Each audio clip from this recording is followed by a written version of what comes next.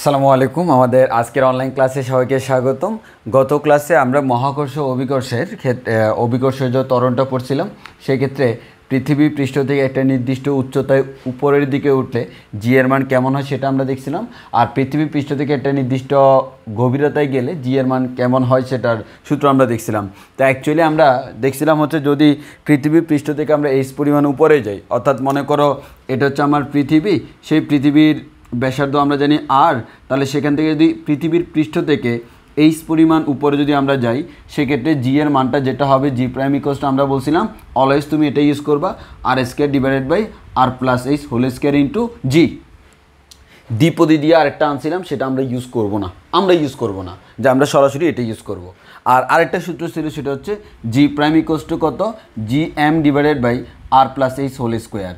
তো প্রশ্ন হচ্ছে আমরা বলছিলাম কোনটা কখন ইউজ করব, যখন কম্পেয়ার করা হয় তখন আমরা এটা ইউজ করব, আর যখন কম্পেয়ার করা হয় না তখন এটা ইউজ করব।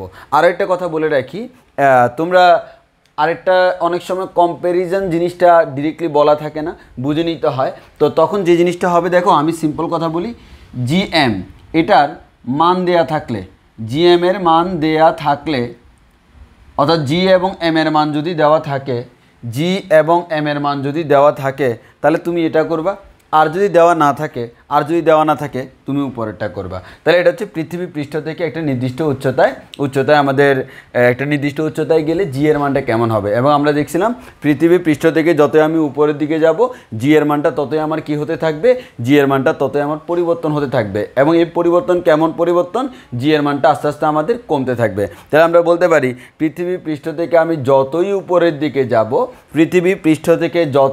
দিকে যাব, অভিকর্ষজ ত্বরণ জি এর মান ততই আস্তে আস্তে কমতে থাকবে। এটা হচ্ছে আমার জেনারেল ক্রাইটেরিয়া। ওকে, এবার একটু খেয়াল করে দেখো, যদি আমার এই জিনিসটা হয়, এবার আমাদের এখানে যে জিনিসটা মাথায় রাখতে হবে, আমরা গ্রাফ আঁকবো। এই গ্রাফ আঁকার ক্ষেত্রে একটা জিনিস আমাদেরকে লক্ষ্য করতে হবে, আমাদের একটা জিনিস লাগবে, সেটা হচ্ছে দূরত্ব। তো দূরত্ব বলতে দেখো, যখন কোনো একটা বস্তু আমাদের পৃথিবী পৃষ্ঠ থেকে এইচ পরিমাণ উপরে আসে, তখন পৃথিবীর কেন্দ্র থেকে তার যে দূরত্ব, এই দূরত্বটা হচ্ছে কত, আর প্লাস এইচ না, এতটুকু আর এতটুকু এইচ, পুরোটাকে বলা যায় আর প্লাস এইচ। এই পুরোটাকে আমরা ডি ধরবো। ডি মিন্স কি, ডি মিন্স হচ্ছে পৃথিবীর কেন্দ্র থেকে যে কোনো একটা বস্তুর দূরত্ব, পৃথিবীর কেন্দ্র এবং যে বস্তুটার জন্য অভিকর্ষ ত্বরণ বের করব তার মধ্যবর্তী দূরত্বটাকে আমরা ডি ধরতেছিলাম। তাহলে যখন বস্তু পৃথিবী পৃষ্ঠ থেকে এইচ পরিমাণ উপরে আসে, তখন আমরা বলতে পারতেছি ডি এর মান হচ্ছে আর প্লাস এইচ। যদি বস্তু পৃথিবী পৃষ্ঠে থাকে তাহলে ডি এর মান হচ্ছে আর, কারণ তখন এইচ এর মান 0। এভাবে আমরা করতে পারবো, এই দূরত্বটা আমাদের কাজে লাগবে। তাহলে এটা হচ্ছে আমার ওভারঅল কথাবার্তা। অ্যান্ড সেকেন্ড হচ্ছে, যদি আমরা পৃথিবী পৃষ্ঠ থেকে এইচ পরিমাণ গভীরতা যাই, তো আমরা বলছিলামই গত ক্লাসে এই পৃথিবী পৃষ্ঠ থেকে যদি তুমি পৃথিবীর ব্যাসার্ধ হচ্ছে আর, তার থেকে যদি তুমি এইচ পরিমাণ গভীরতায় যাও, সেই পয়েন্টে জি এর মানটা পাবা। জি প্রাইম ইকুয়ালস টু, এটা ফর্মুলা একটাই ছিল, 1 minus H by R into G, অথবা আমরা বলতে পারি R into R minus H G, মানে লসাগু নিলাম আর কি। তো এই ক্ষেত্রে আমরা একটা কথা বলে রাখি, এক্ষেত্রে আমরা দেখলাম পৃথিবী পৃষ্ঠ থেকে যতই আমরা ভিতরের দিকে যাব, জি এর মান ততই কমতে থাকবে। এবং পৃথিবীর কেন্দ্রে যখন যাব, তখন আমরা দেখছিলাম জি এর মানটা 0 হয়ে যাবে। পৃথিবীর কেন্দ্রে অভিকর্ষ ত্বরণের মান কত, 0। এবং আরেকটা ইম্পর্টেন্ট টার্ম হচ্ছে ভাইয়া দূরত্ব। ডি মানে কি, পৃথিবীর কেন্দ্র থেকে যে বস্তুর জন্য অভিকর্ষ ত্বরণ বের করব তার মধ্যবর্তী দূরত্ব। এখন পৃথিবীর কেন্দ্র থেকে এই বস্তুর দূরত্ব কত, এতটুকু না, এতটুকুকে আমরা বলতে পারি এটা হচ্ছে আর মাইনাস এইচ, ঠিক কি না? এটাকে আমরা বলতে পারতেছি ডি। কেমনে আর মাইনাস এইচ, পুরোটা হচ্ছে আর, তার থেকে এইচ বিয়োগ গেলে বাকিটা হচ্ছে আর মাইনাস এইচ। তাহলে এই আর মাইনাস এইচকে আমরা বলতে পারবো ডি, অর্থাৎ দূরত্ব। তাহলে আমরা দূরত্ব দিয়ে, অর্থাৎ এক কথায় দূরত্ব দিয়ে আমাদের ক্যালকুলেশন করতে হবে। আমরা গ্রাফ আঁকবো, ওই কারণে আমরা দূরত্ব টার্মটা নিয়ে আসতেছি, অর্থাৎ দুইটার মধ্যবর্তী দূরত্বটা। এবার আসো, তাহলে এগুলো ছিল আমার গত দিনের কনসেপ্ট, আমরা নতুন করে বললাম দূরত্বের কথা। এবার আসো এখানে এই চিত্রটা দেখো ভাইয়া, এটা হচ্ছে পৃথিবীর পৃষ্ঠ, এখানে জি এর মান হচ্ছে ম্যাক্সিমাম। তুমি এখান থেকে নিচের দিকে যাও জি আমার কমবে, তুমি এখান থেকে উপরের দিকে যাও তাও তোমার জিটা কমবে, অর্থাৎ পৃথিবী পৃষ্ঠে জি এর মানটা কেমন সর্বোচ্চ। এখন পৃথিবী পৃষ্ঠ থেকে যখন আমি এইচ পরিমাণ উপরে আসি তখন জি এর মানটা হচ্ছে G prime equals to R square divide by R plus H whole square into G. আমরা জানি এই আর প্লাস এইচটাকে আমরা নামকরণ করতেছি ডি, তাহলে এখানে ডি স্কয়ার হলো। এই লাইনটা থেকে আমি বলতে পারতেছি কি ভাইয়া জি পৃথিবী পৃষ্ঠে জিটা আমরা ধ্রুবক ধরে নিলাম, পৃথিবীর ব্যাসার্ধটাকে ধ্রুবক ধরে নিলাম, তাহলে এই জি প্রাইমটা ডি এর কেমন বর্গের ব্যস্তানুপাতিক। তাহলে আমি দেখতে পাচ্ছি G prime is proportional to 1/d square, G prime is proportional to 1/d square. এবার আসো আমাদের এতটুকু পাইলাম। তাহলে আমি এখান থেকে কী বুঝলাম, এই কথাটার মিনিং কি? এই কথাটার মিনিং হচ্ছে ডি এর মান যত বাড়বে জি এর মান তত কমবে। ডি বাড়া মানে কি? ডি মান হচ্ছে পৃথিবীর কেন্দ্র থেকে দূরত্ব। তাহলে দেখো এটা কিন্তু পৃথিবীর পৃষ্ঠ থেকে উপরের ক্ষেত্রে, তাহলে পৃথিবীর পৃষ্ঠ থেকে উপরে ডি বাড়া মানে কি? মনে করো এই মুহূর্তে ডি হচ্ছে এতটুকু, ডি আরও বেড়ে গেল আর একটু উপরে গেল, ডি আরও বেড়ে গেল আর একটু উপরে গেল, ডি আরও বেড়ে গেল আর একটু উপরে গেল। এর মানে ডি এর মান বাড়া মানে বস্তু আরও উপরের দিকে ওঠা, আর যতই বস্তু উপরের দিকে উঠবে জি এর মান তত কমতে থাকবে। এর মানে কথা ঠিক। এবার আসো ভাইয়া, যদি আমি পৃথিবী থেকে ভিতরের দিকে ঢুকি, ভিতরের দিকে ঢুকলে ভাই আমার এখানে উপরে ঢুকে উঠলে এটা হচ্ছে এইচ, তাহলে আমরা কেন্দ্র থেকে দূরত্বটা বলতে পারি আর প্লাস এইচ। আর ভিতরে ঢুকলে এই দূরত্বটা যদি এইচ ধরি তাহলে এই দূরত্বটা হচ্ছে আর মাইনাস এইচ, এটাকে আমরা বলতেছি ডি।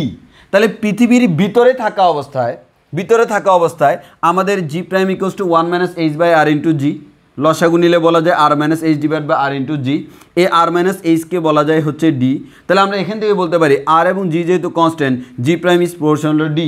অনেকের কাছে উল্টা মনে হইতে পারে না, অর্থাৎ পৃথিবীর ভিতরে যখন থাকবে তখন অভিকর্ষ ত্বরণটা ডি এর সমানুপাতিক। তাহলে ডি মানে কি? দূরত্ব। তাহলে দেখো ডি এর সমানুপাতিক, এর মানে ডি বাড়লে জি বাড়বে, ডি কমলে জি কমবে। তাহলে দেখো বস্তু যখন এখান থেকে এখানে আসে তখন ডি এর মান যা, এখানে আসলে ডি এর মান আরেকটু বাড়লো, এখানে গেলে ডি এর মান আরেকটু বাড়লো, এখানে গেলে ডি এর মান আরেকটু কম বাড়লো। এর মানে কি? ডি যত বাড়তেছে অভিকর্ষ ত্বরণ কিন্তু তত বাড়তেছে। কেমনে? পৃথিবীর পৃষ্ঠ থেকে যতই তুমি ভিতরের দিকে যাবা জি এর মান কমবে। তো ডি এর মান বাড়াচ্ছি মানে কি? আমার ডি এর মান বাড়তেছে মানে এক কথা আমরা ভিতর থেকে আস্তে আস্তে বাইরের দিকে যাচ্ছি। তো বাইরে থেকে ভিতরের দিকে ঢুকলে জি এর মান যদি কমে, ভিতর থেকে বাইরের দিকে গেলে জি এর মান কি নিশ্চয়ই বাড়বে। সেই জিনিসটা আমরা বলতে চাচ্ছিলাম। তো আসো তাহলে আমরা এখান থেকে বুঝলাম। তাহলে আমাদের ওভারঅল যদি আমি চিন্তা করি আমাদের কি হবে ব্যাপারটা, আমাদের ব্যাপারটা হবে এরকম, পৃথিবীর পৃষ্ঠে জি এর মান ম্যাক্সিমাম, যতই উপরের দিকে যাব জি এর মান কমতে থাকবে, যতই ভিতরের দিকে যাব জি এর মান কমতে থাকবে, কমতে কমতে কমতে কমতে পৃথিবীর কেন্দ্রে জি এর মান কত? 0। পৃথিবীর কেন্দ্রে জি এর মান 0। তাহলে একটা ওভারঅল কথা কি আমি এটা বলতে পারি, আমি যদি এখান থেকে শুরু করি যতই ডি এর মান বাড়তেছে, ডি এর মান বাড়তেছে মানে উপর দিকে উঠতেছে, যতই ডি এর মান বাড়ে ততই জি এর মান বাড়ে, বাড়তে বাড়তে বাড়তে বাড়তে জি এর মান ম্যাক্সিমাম হলো। ম্যাক্সিমাম হওয়ার পর এবার যদি ডি এর মানটা বাড়ে, পৃথিবী পৃষ্ঠের বাইরে চলে গেছে, ডি এর মান বাড়লে এবার কিন্তু জি এর মান কমে। তাহলে আমরা একটা কথা বলতে পারি, প্রাথমিক অবস্থায় পৃথিবীর পৃষ্ঠ পর্যন্ত, পৃথিবীর কেন্দ্র থেকে পৃথিবীর পৃষ্ঠ পর্যন্ত দূরত্ব বাড়লে অভিকর্ষ ত্বরণের মান বাড়ে, পৃথিবীর পৃষ্ঠে অভিকর্ষ ত্বরণের মান সর্বোচ্চ, এরপরে দূরত্ব বাড়লে আস্তে আস্তে অভিকর্ষ ত্বরণের মান কমতে থাকে এবং পৃথিবীর কেন্দ্রে জি এর মানটা হচ্ছে 0। দেখো আমাদের এটা হচ্ছে গ্রাফ, ওয়াই অক্ষ, এটা হচ্ছে এক্স অক্ষ, এক্স অক্ষে রাখলাম দূরত্ব, ওয়াই অক্ষে রাখলাম অভিকর্ষজ ত্বরণ, এনি কাইন্ড অফ অভিকর্ষজ ত্বরণ। যখন তুমি ডি এর মান 0 মানে পৃথিবীর কেন্দ্রে আসো তখন জি এর মান 0। পৃথিবীর কেন্দ্র থেকে তুমি যতই বাইরের দিকে যাবা জি এর মান তত বাড়তে থাকবে, বাড়তে থাকবে, বাড়তে থাকবে। তোমরা যদি সরল রেখা পড়ে থাকো তুমি এখান থেকে বলতে পারবা যে ভাইয়া জি প্রাইম ইকুয়ালস হচ্ছে কে ইন্টু ডি, এখান থেকে জি প্রাইমটা ওয়াই অক্ষে আর আমাদের ডিটা হচ্ছে এক্স অক্ষে, তাহলে Y equals to M X মানে মূলবিন্দুগামী সরলরেখা। অর্থাৎ আমি ওইভাবে বলার দরকারও নাই, এক কথা আমি বলবো একঘাত আছে মানে সরলরেখা, দ্বিঘাত আছে মানে বক্ররেখা। তাহলে আমার এই যে যখন পৃথিবীর ভিতরে আছে পৃষ্ঠ পর্যন্ত, ততক্ষণ পর্যন্ত এটা কেমন হবে? সরলরেখা হবে। দেখো পৃথিবীর পৃষ্ঠ পর্যন্ত এটা সরলরেখা, তাহলে সরলরৈখিক হারে এটা আস্তে আস্তে বাড়তেছে, এটা বাড়তে বাড়তে বাড়তে বাড়তে যখন ডি এর মানটা আর এর সমান, অর্থাৎ বস্তু এখন কোথায় আছে? পৃথিবীর পৃষ্ঠে, ওই মুহূর্তে জি এর মানটা হচ্ছে এত। এবার দেখো এই পর্যন্ত দূরত্ব যত বাড়ছে অভিকর্ষ ত্বরণের মান বাড়ছে, এখন আমরা পৃথিবীর পৃষ্ঠে আছি, পৃথিবীর পৃষ্ঠ যখন ক্রস করতেছি ডি এর মান যত বাড়বে এবার অভিকর্ষ ত্বরণ কী হবে, কমতে থাকবে না, আস্তে আস্তে কমতে আসে, আস্তে আস্তে কমতে আসে। তবে এটা আবার আগের মতো সরল রেখা আকারে কমবে না, বক্ররেখা আকারে কমবে। এবং এটা হচ্ছে মেইনলি বলা হয় পরাবৃত্ত, সেটা তোমরা এখন জানার দরকার নেই, তোমরা সেকেন্ড ইয়ারে উঠলে জানবা। তো আপাতত জাস্ট এমন জেনে রাখো এই গ্রাফটা দেখতে আমার এরকম হবে, এই গ্রাফটা এরকম হবে, শেষ। অর্থাৎ এই গ্রাফটা এভাবে আস্তে আস্তে ডাউনওয়ার্ড হয়ে নামবে, বেঁকে নামবে, এরপর এভাবে এরকম সমান্তরাল হয়ে যাবে, সমান্তরাল মানে অসীমে যাইয়া শূন্য হইতে পারে। তাহলে আমাদের এটা হচ্ছে ওভারঅল গ্রাফটা।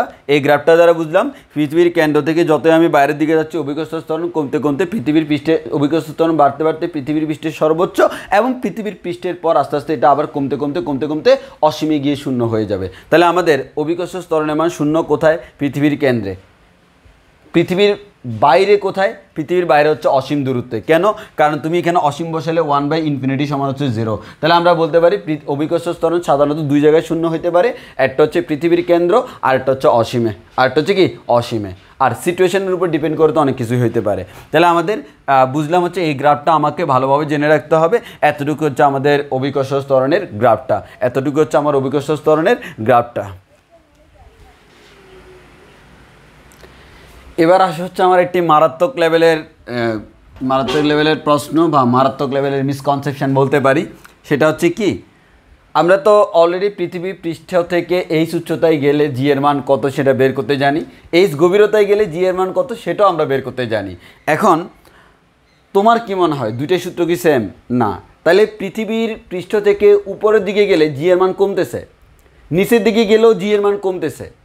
এখন তুমি পৃথিবীর পৃষ্ঠ থেকে উপরের দিকে গেলে জি এর মান কমে, বাট জি এর মান যে হারে কমে ভিতরের দিকে গেলে সেম হারে কমে না, কিন্তু সেটা আমরা গ্রাফ থেকেও বুঝতে পারছি। পৃথিবীর ভিতরে গ্রাফটা সরলরৈখিক, বাইরের দিকে গ্রাফটা বক্ররেখা, তাহলে দুইটা একই হার না, এরা সমহারে কমে না। পৃথিবীর পৃষ্ঠ থেকে তুমি উপরের দিকে গেলা কমবে, ভিতর দিকে গেলা কমবে, তবে একই হারে কমবে না। এখন এই যে কমবে না সেটা আমরা এখন ব্যাখ্যা করব। তোমাকে এই ধরনের প্রশ্ন করতে পারে যদি পরীক্ষা করে, পৃথিবীর পৃষ্ঠ থেকে তুমি 10 কিলোমিটার উপরে গেলা আর পৃথিবীর পৃষ্ঠ থেকে 10 কিলোমিটার নিচে গেলা, দুই পজিশনে অভিকর্ষ ত্বরণের মান সমান হবে কি না? অবশ্যই না। তাহলে আমরা এখান থেকে বলতে পারবো, এখান থেকে যতটুকু উপরে গেলাম, মনে করো এক্স পরিমাণ উপরে গেলাম, তাহলে এখানে জি প্রাইমের মান যা পাবো, এক্স পরিমাণ ভিতরে গেলাম, এখানে জি প্রাইমের মান যা পাবো, বোথ আর নট ইকুয়াল, এই দুইটা ইকুয়াল না। তো এরকম একটা কোয়েশ্চেন আমি তোমাকে এখানে করলাম, পৃথিবী পৃষ্ঠ থেকে r/2 গভীরতায় যাবা, এর মানে কি, এর মানে হচ্ছে এইচের মান হচ্ছে r/2 গভীরতায় যাব এবং r/2 উচ্চতায় যাব। আর মানে কি, পৃথিবীর ব্যাসার্ধ, মানে পৃথিবীর ব্যাসার্ধের অর্ধেক, মানে কি পৃথিবীর ব্যাসার্ধ হচ্ছে 6400 কিলোমিটার। তাহলে এটা হচ্ছে আমাদের কি 6400 কিলোমিটার যদি হয় তাহলে এটা 3200। তাহলে r/2 পরিমাণ গভীরতায় যাব, r/2 পরিমাণ উচ্চতায় যাব। তাহলে দেখো 3200 কিলোমিটার উপরে গেলাম, 3200 কিলোমিটার নিচে গেলাম, দুইটা পজিশনে জি এর মান সেম কিনা সেটা আমরা যাচাই করব। তো এটা আমরা তো মুখে বলতেছি সেম না, এখন যাচাই করে দেখি অ্যাকচুয়ালি সেম কিনা। তাহলে দেখো, আমি যদি বলি পৃথিবী পৃষ্ঠ থেকে এইচ উচ্চতায়, তাহলে এখানে এইচের মানটা কত, এখানে এইচের মানটা হচ্ছে r/2। এইচ গভীরতায় যাব, এখানেও এইচের মান হচ্ছে r/2, কারণ আমি বললাম r/2 উচ্চতায় যাব এবং r/2 গভীরতায় যাব। এবার একটু খেয়াল করে দেখো, তুমি যদি পৃথিবীর পৃষ্ঠ থেকে r/2 উচ্চতায় বা r/2 গভীরতায় যাও তাহলে জি এর মান কত হবে ক্যালকুলেশন করো। তাহলে আমি যদি এখানে ক্যালকুলেশন করি, r² / r প্লাস এইচের মানটা কত, এইচের মানটা হচ্ছে actually r/2 whole square into G. এখান থেকে বলা যায় r², আর এখানে r প্লাস r/2 মানে কি 3/2 হইতে পারে, 3/2r। তাহলে বলতে পারি 3/2r whole square into G. এখান থেকে বলা যায় উপরে আছে r², নিচে আছে 3/2 হোল স্কোয়ার, এটাকে স্কোয়ার করলে 3 × 9, 2 × 4, r² ইন্টু জি।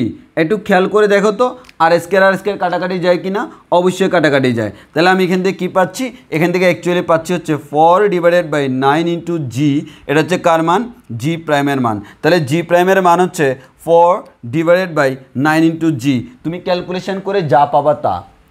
এবার আসো পৃথিবী পৃষ্ঠ থেকে এইচ গভীরতায় যাব, এইচ গভীরতায় গেলে কি হচ্ছে দেখো, জি প্রাইম ইকুয়ালস টু হচ্ছে 1 - এইচের মান কত, আর ডিভাইডেড বাই 2 নিচে আছে আর into G.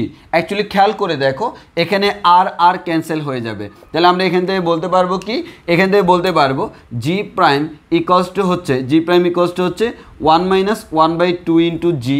Actually this is 1/2, তাহলে 1/2 ইন্টু জি। তাহলে আমরা বলতে পারতেছি আমাদের যখন এইচ পরিমাণ একই পরিমাণ r/2 পরিমাণ উচ্চতায় গেলাম তখন জি এর মানটা হলো 4/জি এর 9/4 অংশ, মানে 4/9 ইন্টু জি।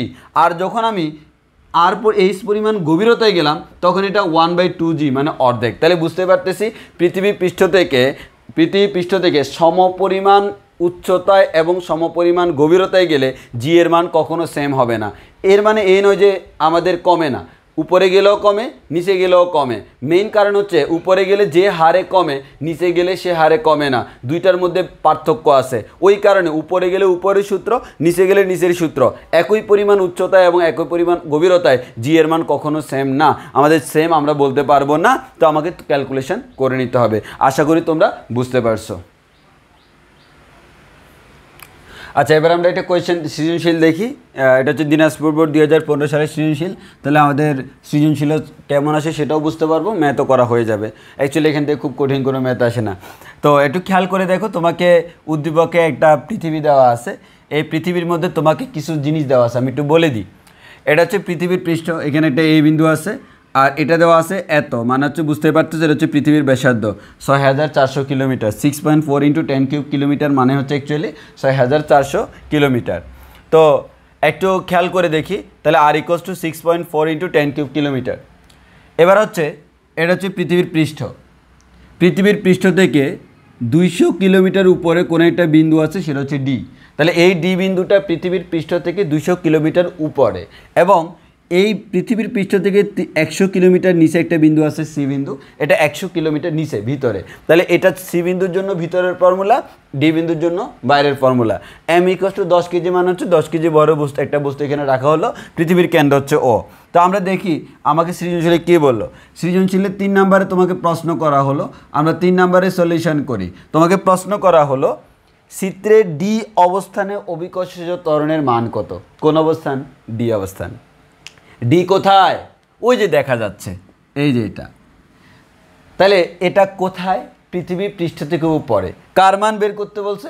অভিকর্ষজ ত্বরণের মান। পৃথিবী পৃষ্ঠ থেকে উপরে অভিকর্ষজ ত্বরণের মান বের করার ফর্মুলা হচ্ছে G prime equals to R square divided by R plus H whole square into G. হ্যাঁ, তুমি বলতে পারবা ভাইয়া G prime equals to G M divided by R plus H whole square, এটা কেন ইউজ করেননি? কারণ ভাইয়া জি এম এর মান এখানে কোনো ইনফরমেশন দেওয়া নাই। তুমি বলতে পারবে আমার মুখস্থ আছে, তোমার মুখস্থ থাকলে আমার কি, তোমার মুখস্থ আছে, কোনো দরকার নেই। তোমার জেনারেল নিয়ম হচ্ছে আমরা এটাই করবো ম্যাক্সিমাম কেস। যদি আলাদা করে জি এর মান এম এর মান দেওয়া থাকে তখন এটা করবো, এটা খুবই কম ইউজ হয় আমাদের, তাও লাগে কিন্তু। তো আসি, তাহলে আমাদের এখানে কী কী দেওয়া আছে? আর এর মান অলরেডি দেওয়া আছে, এইচ এর মান দেওয়া আছে। তাহলে আমরা এখান থেকে বলতে পারবো হচ্ছে কত। দেখো আমাদের এখানে আর এর মান কত? আর এর মান হচ্ছে 6.4 × 10³ 10³ কিলোমিটার। তুমি তো কিলোমিটারে রাখতে পারবা না, মিটারে নিয়ে যাবা। তাহলে মিটারে নিয়ে গেলে কি করতে হবে? 10³ আরও 1000 দ্বারা গুণ করতে হবে। তো একসাথে এখানে হয়ে যাবে 10⁶ মিটার হয়ে যাবে, এত হোল স্কোয়ার। আর এখানে আর এর মান হচ্ছে 6.4 × 10⁶ প্লাস এইচ এর মান কত? 200 কিলোমিটার। 200 কিলোমিটার মান হচ্ছে 200 × 10³ কিলোমিটারকে মিটারে নিলাম হোল স্কোয়ার ইন্টু জি এর মান হচ্ছে 9.8 ভূপৃষ্ঠে, জি হচ্ছে ভূপৃষ্ঠে। তাহলে তুমি জি প্রাইমের মান এখান থেকে ক্যালকুলেটর দিয়ে ক্যালকুলেশন করে তুমি জি এর মান যেটা পাবে সেটা হচ্ছে 9.215। অবভিয়াসলি ইউনিটটা মিটার পার সেকেন্ড স্কোয়ার, এটা হচ্ছে জি প্রাইমের মান। এটা করলে তুমি 3 মার্কস পেয়ে যাবা। যদিও দেওয়া আছে এগুলো লিখতে হবে, তোমরা অনেকে দেওয়া আছে লেখো না, এগুলো লিখতে হবে, সাজায় লিখতে হবে কী কী দেওয়া আছে। তাহলে আমাদের ব্যাসার্ধ হচ্ছে জানা আছে, এইচ এর মান জানা আছে, পৃথিবী পৃষ্ঠ থেকে 200 কিলোমিটার উপরে একটা বিন্দু ডি আছে, সেই ডি বিন্দুতে অভিকর্ষজ ত্বরণের মান কত সেটা অলরেডি বের হয়ে গেছে। এবার তোমাকে কি প্রশ্ন করা হলো দেখো, এটা হচ্ছে 3 নাম্বার। এবার আসে আমরা 4 নাম্বার সলিউশন করি। 4 নাম্বার সলিউশনে আমাকে বলা হলো দেখো পৃথিবী পৃষ্ঠে কিন্তু 10 কেজি বড় একটা বস্তু আছে কি নাই? আছে। এবার তোমাকে বললো চিত্রে সি অবস্থানে যদি m = 10 কেজি বরের বস্তু নিয়ে যাওয়া হয়, তাহলে m ইকুয়ালস টু 10 কেজি বড় বস্তুটা কোথায় আছে পৃথিবী পৃষ্ঠে তাকে কোথায় নিয়ে যাব সি বিন্দুতে তাহলে আমরা বলতে পারবো বস্তুটাকে পৃথিবীর পৃষ্ঠ থেকে সি বিন্দুতে নিয়ে যাওয়া হচ্ছে পৃথিবীর পৃষ্ঠ থেকে সি বিন্দুতে নিয়ে যাওয়া হচ্ছে যদি সি বিন্দুতে নিয়ে যাওয়া হয় সেই বস্তুটার বড় হচ্ছে m ইকুয়ালস টু 10 কেজি সেই বস্তুটার বড় হচ্ছে m ইকুয়ালস টু 10 কেজি তবে এর উপর পৃথিবীর আকর্ষণ বলে কোনো পরিবর্তন ঘটবে কিনা অনেকে এই জিনিসটা বুঝে না পৃথিবীর আকর্ষণ বল মানে কি আমি যদি তোমাকে এখন বলি ওজন কাকে বলে সবাই হয়তো বলতে পারবা কোন একটা বস্তুকে পৃথিবী যে বলে আকর্ষণ করে তাকে আমরা বলি ওজন জি ভাইয়া পৃথিবীর আকর্ষণ মানে হচ্ছে তোমার কাছে ওজনের মান জানতে চাইছে জি এর মান না অনেকে এই প্রশ্নের মধ্যে অভিকর্ষ ত্বরণ বের করে দিয়ে চলে আসবে হবে না তোমার কাছে জানতে চাইছে ওজনের মান আমরা ওজন সমান কি জানি আমরা জানি ওজন সমান হচ্ছে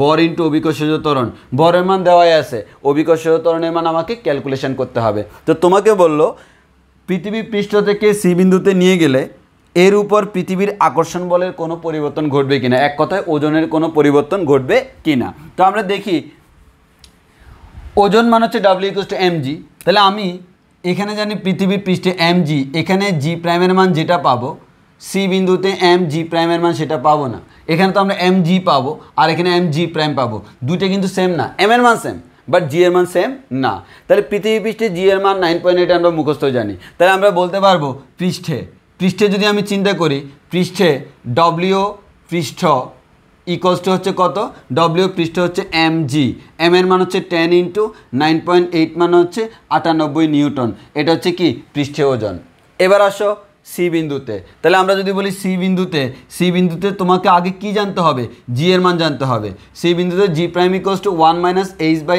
আর ইন্টু জি কেন পৃথিবী পৃষ্ঠ থেকে আমরা এইচ পরিমাণ গভীরতায় গেছি তাহলে আমরা এখান থেকে বলতে পারি 1 মাইনাস এইচ এর মান কত ভাই এইচ এর মানটা হচ্ছে 100 কিলোমিটার গভীরে গেছি 100 ইন্টু 10 কিউব কারণ কিলোমিটারকে মিটারে নিলাম আর এর মান কত 6.4 into 10 to the power 6 metre into G এর মান হচ্ছে 9.8 ক্যালকুলেশন করে আফটার ক্যালকুলেশন তুমি পাবা হচ্ছে 9.65 মিটার পার সেকেন্ড স্কোয়ার তাহলে তুমি পাবা হচ্ছে কত 9.65 মিটার পার সেকেন্ড স্কোয়ার তাহলে আমরা সি বিন্দুতে মানটা পাইলাম হচ্ছে 9.65 মিটার পার সেকেন্ড স্কোয়ার তো এটা হচ্ছে কার মান জি প্রাইমের মান কোথায় সি বিন্দুতে অতএব আমরা বলতে পারবো সি বিন্দুতে ওজন ভিতরে মানে সি বিন্দুতে সমান m ইন্টু জি তাহলে m ইন্টু জি প্রাইম m এর মান 10 ইন্টু জি এর মান হচ্ছে 9.65 তাহলে আমরা পাচ্ছি 96.5 নিউটন তাহলে আমরা বলতে পারলাম যে ভিতরে ওজনটা কি হলো কমে গেল তাহলে পৃথিবীর পৃষ্ঠ থেকে আমরা যখন এখানে নিয়ে গেলাম ওজনটা কমে গেল তাহলে কতটুকু কমলো তাহলে আমরা পাইলাম পৃথিবী W পৃষ্ঠ ইজ গ্রেটার দেন W ভিতরে অতএব আমরা বলতে পারি আমাদের পৃথিবীর আকর্ষণ কি হয় কমে তুমি যখন সি বিন্দুতে যাবা পৃথিবীর আকর্ষণ কমে যায় কত কমে তাহলে আমরা বলতে পারবো কত কমে হচ্ছে 98 মাইনাস 95.5 নিউটন এর মানে আমাদের আনসার যত হবে এত নিউটন কমে যাবে ক্যালকুলেশন করে তুমি বের করবা হোপফুলি এটা 2.5 আসার কথা না 95 96 97 98 হ্যাঁ 2.5 নিউটন আসার কথা এর মানে ওজন এত নিউটন কমে যাবে এটা হচ্ছে আমাদের আকর্ষণ আশা করি তোমরা বুঝতে পারছো এভাবে তোমরা অনেকগুলো সৃজনশীল আনসার করতে পারবা এবার আমরা যাবো হচ্ছে এর পরবর্তী গতি টপিকসে আহ্নিক গতির কারণে জি এর পরিবর্তন ও আরেকটা ইন্টারেস্টিং জিনিস তোমাকে দেখাই আমি তো তোমরা জানে আমি একটু ফাইজলামি করতে পছন্দ করি তো কোয়েশ্চেন করার ক্ষেত্রে একটু ফাইজলামি অবলম্বন করি একবার একজনকে জিজ্ঞেস করলাম যে আচ্ছা বল এই যে মনে করে এটা হচ্ছে পৃথিবী এই পৃথিবীর পৃষ্ঠ থেকে পৃথিবীর পৃষ্ঠ ঠিক আছে সে বললো ভাই ঠিক আছে এই পৃথিবীর ব্যাসার্ধ আর ঠিক আছে সে বললো যে ভাই ঠিক আছে এবার আমি বললাম যে আচ্ছা এটা কাজ কর কি কাজ একটু আগে তোমাকে শিখাইছি না পৃথিবী পৃষ্ঠ থেকে একই উচ্চতায় জি এর মান এবং একই উচ্চতায় জি এর মান সেম না হ্যাঁ তো মানে একই গভীরতায় জি এর মান সেম না আমি তাকে বললাম যদি এইচ এর মান 2r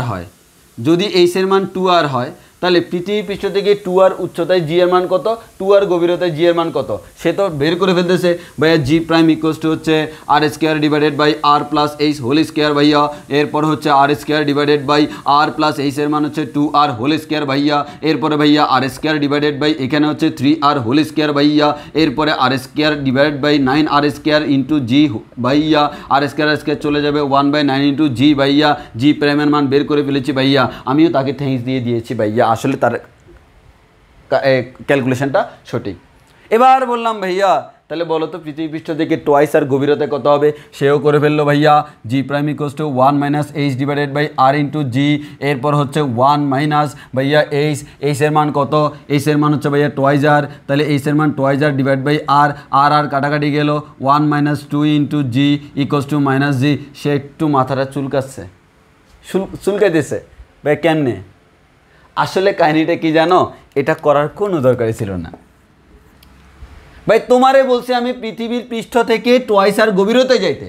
আচ্ছা এটা যদি আর গভীরতায় হয়, টোয়াইস আর গভীরতা মানে কি? তুমি অপর পৃষ্ঠে চলে গেছো না, তুমি অপর পৃষ্ঠে চলে গেছো না।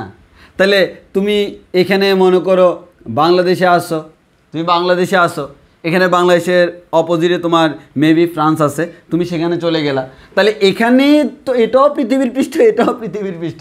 সো তোমার মেইন কথা হচ্ছে আমরা পৃথিবী যেহেতু গোল ধরে নিচ্ছি, রাউন্ড ধরে নিচ্ছি, সেই ক্ষেত্রে এখানে যা টোয়াইস আর গেলে মানে তুমি পৃষ্ঠতেই আসো। সো এই ক্ষেত্রে জি এর মানে কোনো পরিবর্তন হচ্ছে না, এই জিনিসটা মাথায় রাখতে হবে। অনেক সময় আমি প্রশ্ন করি যে আচ্ছা বলো তো পৃথিবী পৃষ্ঠ থেকে 3/2 আর পরিমাণ ভিতরে গেলে কি হবে? 3/2 আর মানে বুঝো তো 1.5 আর। অনেকে যে কাজটা করে ভাইয়া, তারা যে কাজটা করে 1.5 আর দিয়ে ক্যালকুলেশন করে, কোনো দরকার নেই 1.5 আর দিয়ে কেন ক্যালকুলেশন করবা? তুমি পৃথিবীর পৃষ্ঠ থেকে আর পরিমাণ ভিতরে ঢুকছো মানে কি তুমি পৃথিবীর কেন্দ্রে আসো, এরপরে আরও হাফ আর গেছো মানে কি r/2 পরিমাণ গেছো। এই যে তুমি এইদিকে r/2 পরিমাণ গেছো, অ্যাকচুয়ালি এটা কি পৃথিবীর পৃষ্ঠ থেকে r/2 পরিমাণ গভীরতায় না? হ্যাঁ, সেম কোয়েশ্চেনটা এভাবে করা যায়, যদিও এটা হচ্ছে ফাইজলামি। আমার মতো ফাজিল কেউ থাকলে করবে, না হয় এই কোয়েশ্চেন করার কোনো কারণ নাই। আচ্ছা এবার দেখি হচ্ছে আহ্নিক গতির কারণে জি এর মানের পরিবর্তন। ভাই বেশি ইম্পর্টেন্ট একটা জিনিস। তো আমরা এটা পুরোটা করার পর আমরা যে কাজটা করব, প্রথমে আহ্নিক গতির কারণে জি এর মানের যে পরিবর্তন সেটা করার জন্য, আচ্ছা এই ক্ষেত্রে প্রথমে আমাকে বুঝতে হবে আহ্নিক গতি ব্যাপারটা কি।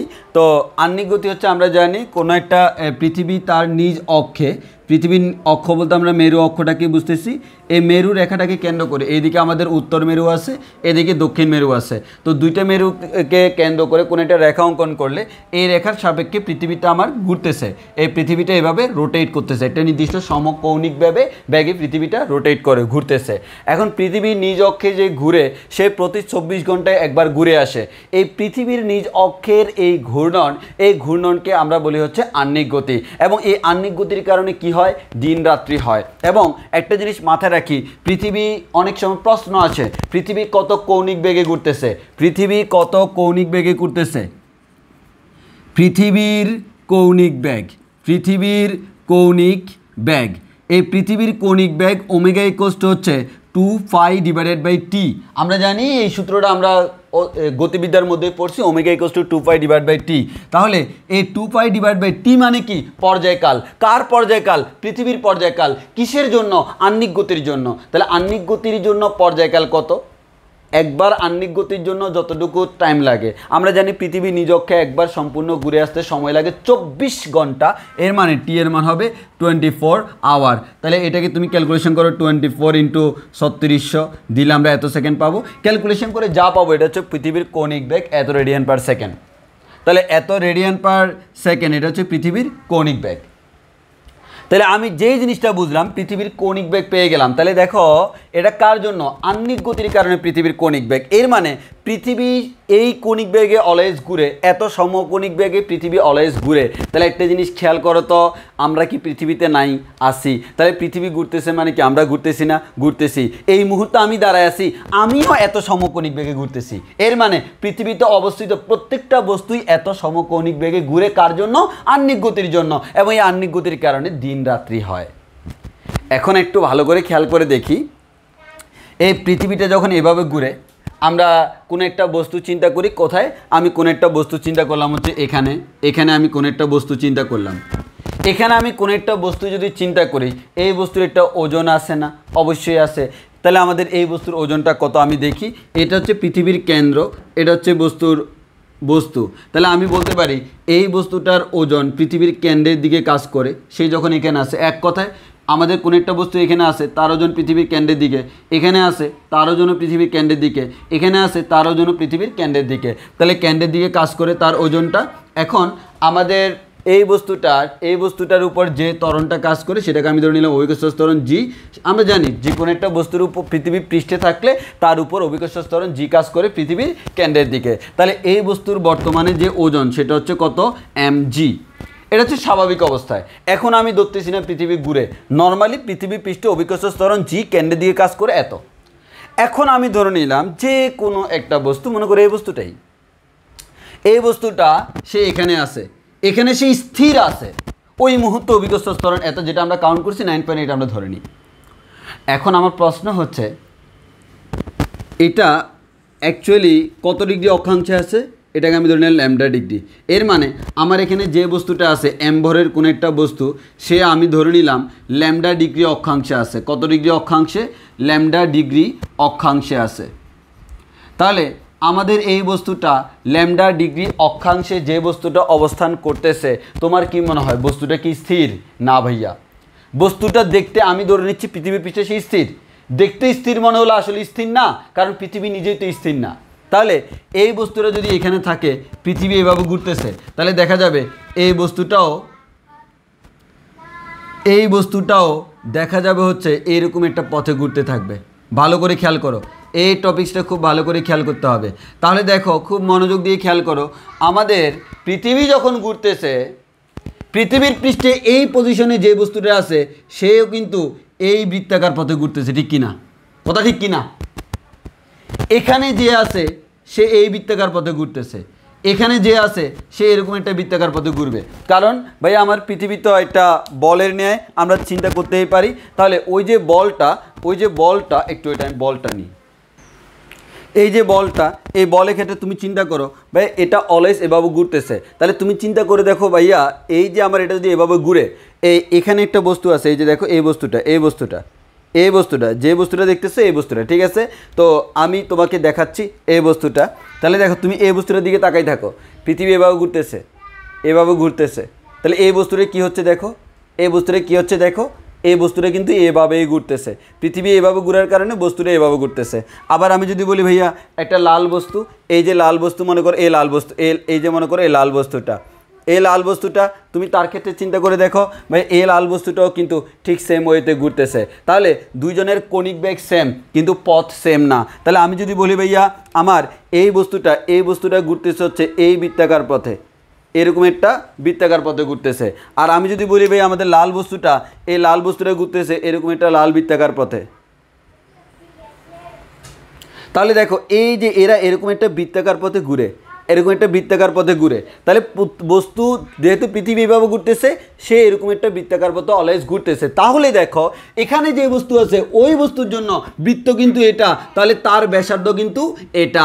এই বৃত্তাকার পথের ব্যাসার্ধ হচ্ছে আর। যখন কোন একটা বস্তু বৃত্তাকার পথে ঘুরে তখন আমরা বলি তার কেন্দ্রমুখী আর কেন্দ্র বিমুখী আছে। আমরা জানি কেন্দ্র বিমুখী বল অটোমেটিক সৃষ্টি হয়, আর কেন্দ্রমুখী বলের আমাকে যোগান দিতে হয়। তাহলে আমার এখানে আমি যদি বলি ভাই সিম্পল কথা হচ্ছে, এখানে একটা আমাদের কেন্দ্র বিমুখী বল কাজ করবে কোন দিকে? কেন্দ্রের বাইরের দিকে, কারণ এটাই হচ্ছে বস্তু। দেখো এই বস্তুর জন্য এটাই হচ্ছে বৃত্ত, তাহলে ওই বৃত্ত এই যে সে এভাবে ঘুরতেছে, এই যে এভাবে ঘুরতেছে, তাহলে ওই বৃত্তাকার পথের বাইরের দিকে একটা কেন্দ্র বিমুখী বল কাজ করে, যাকে প্রতিহত করার জন্য একটা কেন্দ্রমুখী বলের প্রয়োজন হয়। তাহলে আমরা বলতে পারি এই কেন্দ্র বিমুখী বল কাজ করে হচ্ছে এটা এফসি। এই এফসি বস্তুটাকে বাইরের দিকে ছিটকায় নিতে চায়। এখন আমার প্রশ্ন হচ্ছে কেন্দ্রমুখী বলের যোগান কে দিবে? অবশ্যই ভাইয়া পৃথিবীর আকর্ষণ। এখন আসো, এখানে পৃথিবীর আকর্ষণের একটা ব্যাপার আছে, সেটা হচ্ছে কি পৃথিবী কোন একটা বস্তুকে কোন দিকে টানে? তার কেন্দ্রের দিকে টানে। এখন এই এফসি যে কেন্দ্র বিমুখী বল এটা কি কেন্দ্রের দিকে? না। আর এফসি এর মানটা কত তোমরা সবাই জানো, এফসি ইকুয়ালস টু mv²/r। এখানে এম মানে কি? এখানে এম মানে হচ্ছে যে বস্তুটা ঘুরতেছে তার ভর, আর মানে হচ্ছে কি ওই বস্তু যে বৃত্তাকার পথে ঘুরতেছে তা ওই বৃত্তাকার পথের ব্যাসার্ধ, এবং ভি মানে কি বস্তু যত বেগে ঘুরতেছে। এবার একটু ভালো করে খেয়াল করে দেখো, তাহলে আমরা এখান থেকে কি বলতে পারি? এখান থেকে আমি যেটা বলতে পারি ভাইয়া, সেটা হচ্ছে এখানে যে বস্তুটা আছে এই বস্তুটার এই দিকে কেন্দ্রবিমুখী বল হচ্ছে ভাই এফসি, এটা আমরা বিলিভ করলাম। এখন এই এফসি এর কতটুকু পৃথিবীর আকর্ষণ দ্বারা প্রতিহত হয় এটা আমরা চিন্তা করব। মানে এক কথায় আমাদের এই যে বস্তুটাকে কিন্তু পৃথিবী তার নিজের দিকে টানতেছে, ওকে? এখন এই কেন্দ্র বিমুখী বল একটা এক্সট্রা সৃষ্টি হলো না? এটা কেন সৃষ্টি হলো? এটা সৃষ্টি হলো ঘূর্ণনের কারণে, এটা সৃষ্টি হলো আহ্নিক গতির কারণে। আহ্নিক গতির কারণে যদি আহ্নিক গতি না থাকতো এই ধরনের কোনো কেন্দ্র বিমুখী বল সৃষ্টি হতো না।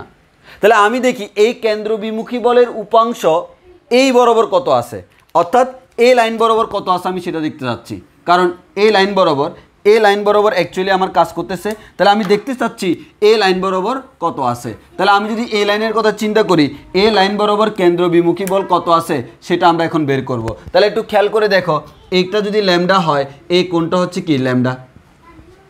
তাহলে আমি জানি যার সাথে থিটা আছে সেটা হবে কস। তাহলে নিশ্চয়ই তুমি বলতে পারবে এটা যদি এফসি হয়, এদিকে কাজ করবে হচ্ছে এফসি কস ল্যামডা। তাহলে আমি বলতে পারতেছি এইদিকে এফসি কস ল্যামডা কাজ করতেছে, আর পৃথিবীর কেন্দ্রের দিকে কাজ করতেছে কে? এমজি। তাহলে আমি একটা কথা কি বলতে পারি, এই পয়েন্টে যেই বস্তুটা আছে ওই বস্তুটার উপর ভিতরের দিকে কাজ করতেছে এমজি পরিমাণ বল, আর বাইরের দিকে কাজ করতেছে হচ্ছে এফসি কস ল্যামডা পরিমাণ বল। তাহলে দেখো নর্মালি পৃথিবী তাকে এমজি বলে আকর্ষণ করে, কিন্তু বর্তমানে কেন্দ্র বিমুখী বল যেটা সৃষ্টি হয় তার একটা অংশ এফসি কস ল্যামডা এই এমজিটাকে প্রতিহত করে। তাহলে কোন একটা বস্তু যত বলে পৃথিবী দ্বারা আকর্ষিত হওয়ার কথা ছিল বর্তমানে কি সেটা করতে পারতেছে না? কেন পারতেছে না? কারণ পৃথিবীর দিকে তার আকর্ষণ বল এমজি, কিন্তু তার কিছুটা অংশ হ্রাস পাচ্ছে কার কারণে? এফসি কস ল্যামডা এর কারণে। তাহলে আমি যদি বলি ওই বস্তুটার প্রকৃতপক্ষে আমি যদি এখন বলি ওই বস্তুটার প্রকৃতপক্ষে কার্যকর বল কত? কার্যকর বল, এই কার্যকর বল আমরা বলতে পারবো কত? কার্যকর বল এফ ইকুয়ালস টু আমরা বলতে পারবো আমার এমজি থেকে এফসি কস ল্যামডা বিয়োগ করে দিব। এফসি কস ল্যামডাটা অনেক ছোটো এমজি এর তুলনায়, না হয়তো আমাদের প্রত্যেকটা বস্তু পৃথিবী থেকে ছিটকে পড়ে যাইতো। তো আমাদের এটা বেশি হওয়ার কারণে বস্তু অলওয়েজ পৃথিবীর দিকে আকর্ষিত হয়। এটা তো বাস্তব, এটা তো আছে পৃথিবীর ঘূর্ণন। তাহলে আমি দেখতে পাচ্ছি কি? তাহলে একটু ভালো করে খেয়াল করে দেখি F equals to MG minus FC cos lambda. তাহলে এটা কি? এটা হচ্ছে দেখো এমজি বল কোন একটা বস্তুর উপর পৃথিবীর দ্বারা আকর্ষিত বল, কিন্তু আহ্নিক গতির কারণে এই বলটা তাকে প্রতিহত করার কারণে বর্তমানে যেমন ফর এক্সাম্পল আমার ওজন এত কাজ করার কথা, কিন্তু আহ্নিক গতি যেহেতু আছে আহ্নিক গতির কারণে এই পরিমাণ প্রশমিত হয়ে এটা আমার কার্যকর, যেটা কার্যকর সেটাই আমার ক্যালকুলেটেড। তাহলে আমরা বলতে পারবো F equals to MG prime ধরে নিলাম equals to MG minus FC cos lambda বলতে পারি, এফসি কস ল্যামডা বলতে পারি। তাহলে আমি এফসি ইকুয়ালস টু, তাহলে আমি এখান থেকে বলতে পারি MG prime equals to MG minus FC equals to কত? MB square divide by R cos lambda. এ এম চলে গেল, G prime equals to G minus B square divided by B square divide by R cos lambda. আর calculation পরে করব, আগেই calculation করি।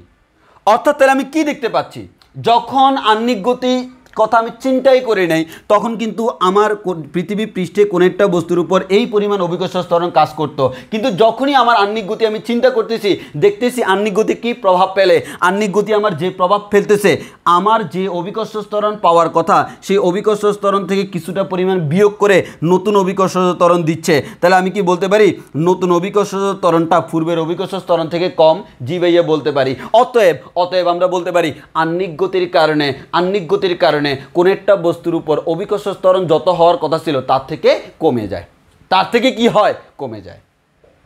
এবং এটা অক্ষাংশের উপর ডিপেন্ড করে, কত ডিগ্রি অক্ষাংশ আছে ল্যামডার উপর ডিপেন্ড করে কতটুকু কমাবে। এক কথা হচ্ছে যতটুকু কমায়। তাহলে আমরা বলতে পারি এই আহ্নিক গতির কারণে কোন একটা বস্তুর উপর অভিকর্ষ ত্বরণ কি হয়? কমে যায়, এত পরিমাণ কমে যায়। আবারও বলতেছি আহ্নিক গতির কারণে অভিকর্ষ ত্বরণ কমে যায়। এবার পরীক্ষায় প্রশ্ন করা হয় পৃথিবীর ঘূর্ণন হঠাৎ করে কমে, দেখো পৃথিবীর ঘূর্ণন হঠাৎ করে থেমে গেলে অভিকর্ষ ত্বরণ কী হবে? তোমরা চিন্তা করে বলো তো, পৃথিবীর ঘূর্ণন হঠাৎ করে যদি থেমে যায়, আমি জানি পৃথিবীর ঘূর্ণন আছে মানে কি বর্তমানে এই ইকুয়েশনটাই কার্যকর, এর মানে আমরা যে অভিকর্ষ ত্বরণ ফিল করতেছি সেটা হচ্ছে এটা। তাহলে ঘূর্ণন হঠাৎ করে থেমে গেছে, পৃথিবীর ঘূর্ণন যদি হঠাৎ করে থেমে যায় এই অংশটা কি আর থাকবে? না ভাইয়া থাকবে না। তো এই অংশটা যদি না থাকে তাহলে তোমরা আমাকে বলো অভিকর্ষ ত্বরণ জি প্রাইমের মান তখন কি জি এর সমান হয়ে যাবে না? জি ভাইয়া। তাহলে আমরা বলতে পারি জি প্রাইমটা তখন জিতে রূপান্তরিত হয়ে যাবে, এর মানে জি এর মানটা বেড়ে যাবে, জি এর মানটা বেড়ে যাবে, কারণ আহ্নিক গতি থাকার কারণে জি এর মান যা হওয়ার কথা তার থেকে কমে গেছে। তাহলে বর্তমানে আহ্নিক গতি যা আছে, যদি আহ্নিক গতিটা না থাকে তাহলে আবার যতটুকু কমছে ততটুকু বেড়ে যাবে, এর মানে তখন আমরা আবার এটা পাবো। ওই কারণে বলা হয় পৃথিবীর ঘূর্ণন যদি হঠাৎ করে থেমে যায় তাহলে অভিকর্ষজ ত্বরণের মান কিন্তু বেড়ে যাবে, আর এই আহ্নিক গতির কারণে অ্যাকচুয়ালি অভিকর্ষজ ত্বরণের মান কমে। তাহলে ওভারঅল কথাটা কি? ওভারঅল কথাটা হচ্ছে ল্যামডা ডিগ্রি অক্ষাংশে কোনো একটা বস্তু আছে, ওই বস্তু আহ্নিক গতির কারণে বৃত্তাকার পথে পরিভ্রমণ করে, যে পথে সেই পথের ব্যাসার্ধ হচ্ছে আর, যদি আর বৃত্তাকার পথে সে পরিভ্রমণ করে তাহলে আমরা এখান থেকে বলতে পারবো, কি বলতে পারবো, তার কেন্দ্র বিমুখী বল এফসি, এই এফসি এর একটা উপাংশ কেন্দ্র লাইন বরাবর কাজ করে, যে কেন্দ্রের লাইন বরাবর কাজ করে সেটা হচ্ছে এফসি কস ল্যামডা, অন্যটা আমার দরকারও নাই, আমার দরকার শুধু এটা। তাহলে আমি বলতে পারতেছি এই বস্তুটার উপর বর্তমানে দুইটা বল কাজ করে, একটা হচ্ছে এমজি পৃথিবীর কেন্দ্রের দিকে, আর একটা হচ্ছে এফসি কস ল্যামডা পৃথিবীর কেন্দ্রের বাইরের দিকে। তাহলে আমরা একটা কথা বলতে পারি, কোন একটা বস্তুর উপর এইদিকে একটা বল কাজ করে, এইদিকে একটা বল কাজ করে, লব্ধি বলের মান কি হবে? লব্ধি বলের মান হবে বিয়োগফলের সমান, কার থেকে কাকে বিয়োগ করব? বড়টা থেকে ছোটটা, এখানে বড়কে পৃথিবীর কেন্দ্রের দিকে যেটা সেটাই হচ্ছে বড়। তাহলে আমরা এমজি থেকে এফসি কস ল্যামডা বিয়োগ করে দিলে বাকিটা হচ্ছে আমার কি? কার্যকর। অর্থাৎ আমার এতটুকু আমার ওজন হওয়ার কথা ছিল, কিন্তু এটা প্রশমিত হয়ে গেছে, যার কারণে বর্তমানে কার্যকর আছে এই পরিমাণ। এটা হচ্ছে ওভারঅল থিমটা। আর আমাদের ক্যালকুলেশন আমি সুন্দরভাবে সাজায় লিখে দিব, তোমার টেনশন নেই, আগে বেসিকটি স্ট্রং করো। তো এখানে তোমার আরেকটা ঝামেলা হইতে পারে, ঝামেলা না অ্যাকচুয়ালি তোমার আরেকটা ক্যালকুলেশন লাগবে। সেই ক্যালকুলেশনটা হচ্ছে কি, এটা যদি ল্যামডা হয় অবশ্যই বুঝতে পারতেছো এটা হচ্ছে ল্যামডা, কেমনে সেটা তোমার হোমওয়ার্ক রইলো। তাহলে এই যে ত্রিভুজটা, এই ত্রিভুজ যদি তুমি চিন্তা করো, একটু পরে আমি দেখবো, দেখো ছোটো হাতের আর, এই ছোটো হাতের আর তো ভাই সবার জন্য ভিন্ন ভিন্ন, ঠিক কিনা? ছোটো হাতের আর সবার জন্য কি ভিন্ন ভিন্ন না? এখন আমি ছোটো হাতের আরটাকে বড় হাতের আরে রূপান্তর করব কেমনে? দেখো এটা ছোটো হাতের আর, আর এই দিকে যেটা এটা কি বড় হাতের আর না, কারণ পৃথিবীর ব্যাসার্ধ। এখন এই কোণটা যদি আমি ল্যামডা ধরি, এই কোণটা যদি আমি ল্যামডা ধরি, এটা যদি ছোটো হাতের আর হয়, এটা যদি বড় হাতের আর হয়, এটা ল্যামডা ধরলে এটা হচ্ছে কি ভূমি, এটা হচ্ছে কি অতিভুজ। ভূমি এবং অতিভুজের মধ্যে সম্পর্ক কার? কস। তখন আমরা লিখতে পারবো কস ল্যামডা ইকুয়ালস টু ভূমি ডিভাইড বাই অতিভুজ। সেখান থেকে আমি লিখতে পারবো ছোটো হাতের আর এর জায়গায় বড় হাতের আর কস ল্যামডা লিখতে পারবো। এটা আমরা এখন লিখবো না, কিন্তু কিছুক্ষণ পরে আমরা লিখতে পারবো ছোটো হাতের আর সমান বড় হাতের আর কস ল্যামডা। চাইলে আমরা এই জিনিসটা লিখতে পারবো। আসো এবার তোমাকে সুন্দর করে আমি সাজাই দিই। বেসিক কথাটা আশা করি ক্লিয়ার। এবার পুরো জিনিসটা সুন্দর করে আমি তোমাকে এখন সাজাই লিখে দিব। হ্যাঁ আচ্ছা, এবার একটু খেয়াল করে দেখো। তাহলে আমরা মেইনলি আহ্নিক গতির কারণে যেটা পাচ্ছি, আহ্নিক গতি, অ্যাকচুয়ালি এই কাজগুলো হচ্ছে আহ্নিক গতির কারণে। তোমাকে কিন্তু বলে দিবে পরীক্ষায় যে পৃথিবীর আকৃতির জন্য হচ্ছে এক ধরনের ইফেক্ট, উচ্চতার কারণে আরেক ধরনের ইফেক্ট, আহ্নিক গতির কারণে আরেক ধরনের ইফেক্ট। আর তুমি পরীক্ষায় যদি আহ্নিক গতি নাও লেখা থাকে, কীভাবে বুঝবা? আহ্নিক গতির ক্ষেত্রে অলওয়েজ তোমাকে অক্ষাংশ দেওয়া থাকবে, কত ডিগ্রি অক্ষাংশে, সে অক্ষাংশের কোনো ইনফরমেশন তোমাকে দেওয়া থাকবে।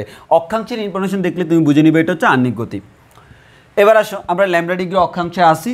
একবার সিম্পল হিসাব হচ্ছে, এখানে কোনো একটা বস্তু আছে, ওই বস্তুর উপর পৃথিবীর কেন্দ্রের দিকে এমজি পরিমাণ ওজন কাজ করতেছে, যাকে আমরা বলতে পারি মনে করো এফ পরিমাণ বল কাজ করে। আর এই বস্তু যেহেতু আমাদের পৃথিবীর আহ্নিক গতির কারণে একটা কেন্দ্র বিমুখী বল কাজ করে, সেই কেন্দ্র বিমুখী বল আমরা বলতে পারি এফসি। এবং এখান থেকে আমরা বলতে পারি এফসি যদি এটা হয়, এ লাইন বরাবর যদি আমি নিই, এই কোণটা যদি ল্যামডা, এই কোণটাও ল্যামডা, এফসি এর এই দিকের উপাংশ হচ্ছে কস। অর্থাৎ আমরা শুধু কসটা নিলাম, অন্যটা আমার দরকার নেই, যার সাথে থিটা আছে সেটা হচ্ছে কস। তাহলে এফসি কস ল্যামডা। এখন দেখলাম এই বস্তুটার উপর এই দিকে কাজ করতেছে এফসি কস ল্যামডা, আর এই দিকে কাজ করতেছে হচ্ছে এফ। তাহলে আমি যদি বলি কোনো একটা বস্তুর উপর এই দিকে এফ পরিমাণ বল কাজ করে, এইদিকে এফসি কস ল্যামডা পরিমাণ কাজ করে, যেখানে এফ এর মানটা এফসি কস ল্যামডা থেকে বড়, তাহলে তার উপর লব্ধি বলটা কোন দিকে কাজ করবে? বড়টার দিকে। সেই লব্ধি বলটাকে আমরা বলতেছি এফ ল্যামডা। এফ ল্যামডাটা কীভাবে পাবো?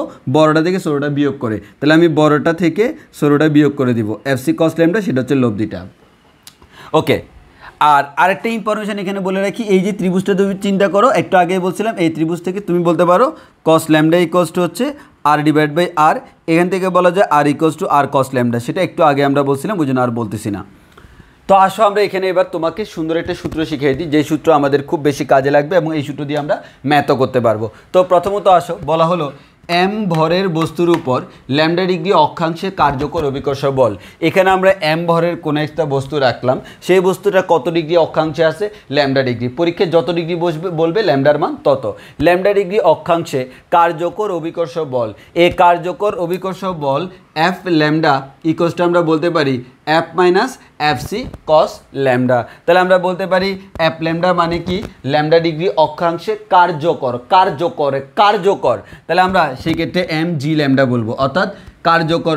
এমনিতে অভিকর্ষ ত্বরণ জি, তবে কেন্দ্র বিমুখীর কারণে কিছুটা বাতিল হয়ে যেটা কার্যকর সেটা হচ্ছে জি ল্যামডা। তাহলে আমি বলতে পারি M G lambda equals to F এর মান এম জি, এফ সি এর মান M B square by R, cos lambda রয়ে গেল। এবার দেখো এম এম এম চলে যাবে, G lambda equals to G minus V square by R cos lambda. এবার আসো আমরা বিতে থাকবো না, আমরা ওমেগাতে চলে যাব। কেন? এখন তুমি আমাকে প্রশ্ন করতে পারো ভাই কেন আপনি বি না দিয়ে ওমেগাতে নিয়ে যেতে চাচ্ছেন? কারণ দেখো এই পয়েন্টে যে বস্তুটা আছে তার রৈখিক বেগ যা, এই পয়েন্টে যে বস্তু থাকবে তার রৈখিক বেগ সেম না। কারণ এক এক জায়গার বস্তুর রৈখিক বেগ এক এক রকম, কিন্তু সবার কৌণিক বেগ সেম।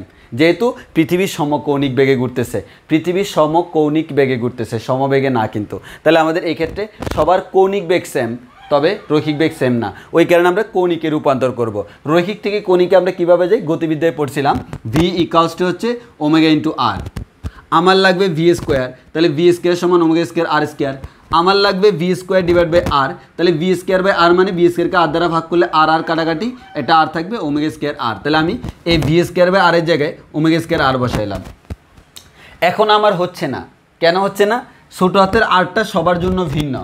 এই বস্তুর জন্য আর এর মান এতটুকু, এই বস্তুর জন্য আর এর মান এতটুকু, এই বস্তুর জন্য আর এর মান এতটুকু, এই বস্তুর জন্য আর এর মান এতটুকু, এই বস্তুর জন্য আর এর মান এতটুকু। তাহলে আমাদের এক একজনের জন্য আর এর মান এক এক রকম, কিন্তু বড় হাতের আর সবার জন্য সেম, পৃথিবীর ব্যাসার্ধ। তাহলে আমরা এখান থেকে বলতে পারি হচ্ছে ছোটো হাতের আরটাকে এই সূত্র দিয়ে বড় হাতের আর রূপান্তর করব, R equals to R cos lambda. তাহলে আমি বসাই দিলাম এই আর এর জায়গায় আর কস ল্যামডা। তাহলে কি হলো, G lambda equals to G minus omega square R cos cos মিলে কস স্কোয়ার ল্যামডা। এটা হচ্ছে ফাইনাল সূত্র এবং এটা আমরা মুখস্থ করে ফেলবো। এটা হচ্ছে আমার ফর্মুলা,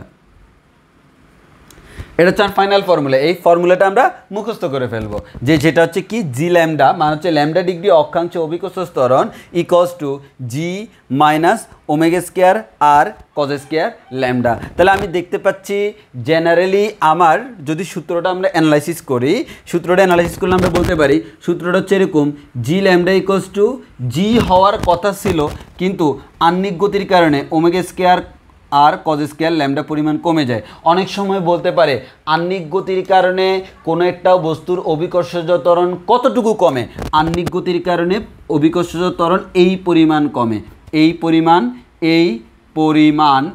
পরিমাণ কমে।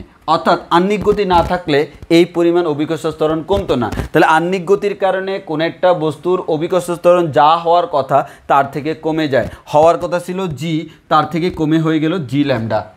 তাহলে এবার এটা কেন আসছে ভাই? এটা আসছে কারণ পৃথিবীর ঘূর্ণন আছে, পৃথিবীর ঘূর্ণনের জন্য। এবার পরীক্ষায় প্রশ্ন করা হয় পৃথিবীর ঘূর্ণন হঠাৎ করে থেমে গেলে কি হইতো?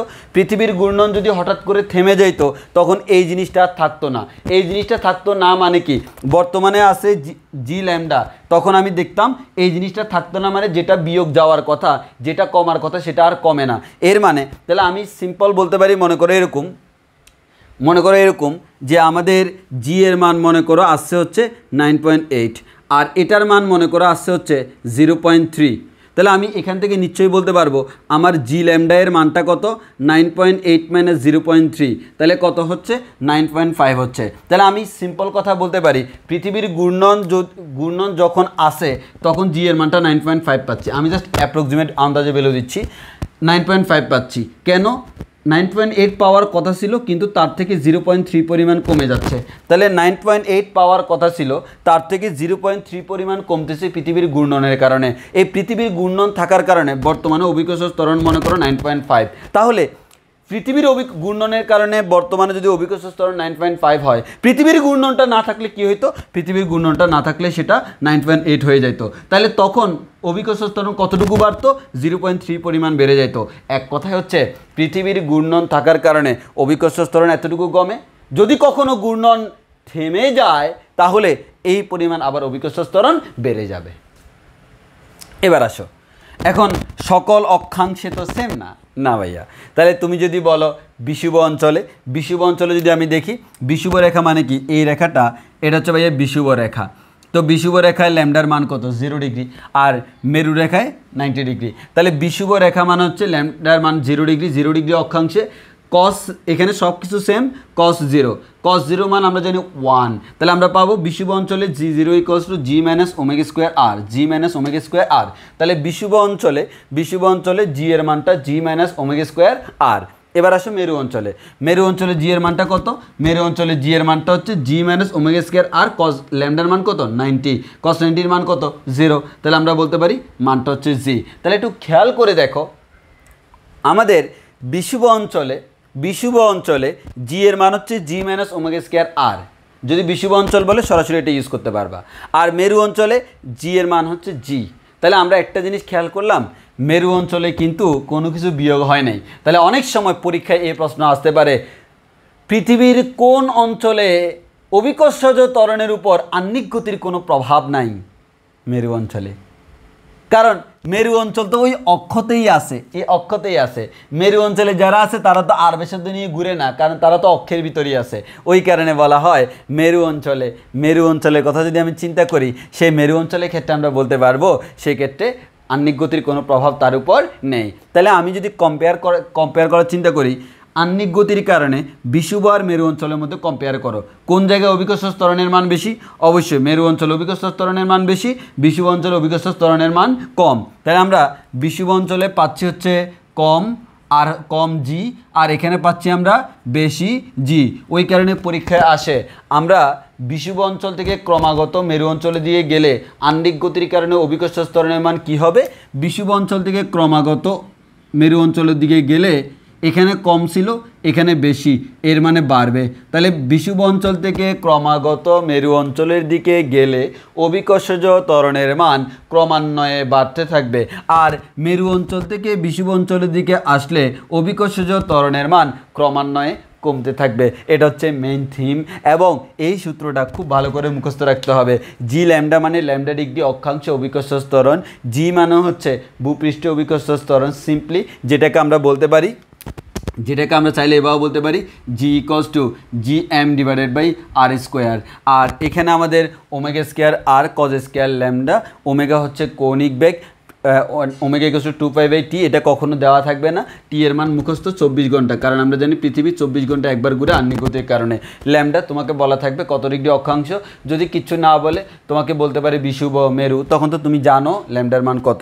এটা হচ্ছে ওভারঅল ব্যাপারটা, তোমাকে এই সূত্রটা মাথায় রাখতে হবে। ওকে, তো আর এই সূত্রে জি এর মান Gm/r², ওমেগা এর মান 2π/t, এতটুকু ব্যাপার যদি মাথায় রাখো তাহলে আশা করি কোনো সমস্যা হবে না। এবার আসে তোমাকে আমি ম্যাথমেটিক্যাল প্রবলেম সলভ করাই। এবার আসি আমাদের খুবই সুন্দর একটা প্রশ্ন, এটা হচ্ছে বরিশাল বোর্ড 2017 সালের কোয়েশ্চেন আসছিল, এই আমাদের আহ্নিক গতি নিয়ে আসছিল আর কি। তো আসো আমরা এই কোয়েশ্চেনটা পড়ি, খুবই সহজ যদি আমাদের বেসিক ক্লিয়ার থাকে। বললো কি দেখো, পৃথিবীর নিজ অক্ষে 24 ঘন্টায় একবার প্রদক্ষিণ করে। না বললে জানতামই না যে পৃথিবী 24 ঘন্টা একবার প্রদক্ষিণ করে। তাহলে পৃথিবী 24 ঘন্টায় কিন্তু প্রদক্ষিণ করে, তারা কইয়া দিছে। বলা হলে একে আহ্নিক গতি বলে, ভাববা একবার ডেফিনেশনই দিয়ে দিছে। এবার পৃথিবীর এই ঘূর্ণন গতির জন্য অভিকর্ষজ ত্বরণ পৃথিবীর সর্বত্র সমান নয়, এটা আমরা জানি কিন্তু না। হ্যাঁ, এক এক জায়গায় এক এক রকম হয়, এক এক অক্ষাংশে। পৃথিবীর ব্যাসার্ধ 6300 কিলোমিটার, তাই নাকি? ভূপৃষ্ঠে জি এর মান 9.8, বুক না বললে জানতামই না, বিশ্বাস করো এই লাইনগুলো না দিলেও আমরা জানি। এবার আসে তোমাকে কি বলা হলো, 3 নম্বর কোয়েশ্চেন। তো 3 নম্বরের সলিউশন আমরা বের করি। তোমাকে বলা হলো পৃথিবীর 45 ডিগ্রি অক্ষাংশে, 45 ডিগ্রি অক্ষাংশ কথাটার মানে হচ্ছে ল্যামডার মানে হচ্ছে 45 ডিগ্রি। 45 ডিগ্রি অক্ষাংশে অবস্থিত অঞ্চল অভিকর্ষজ ত্বরণ নির্ণয় করো।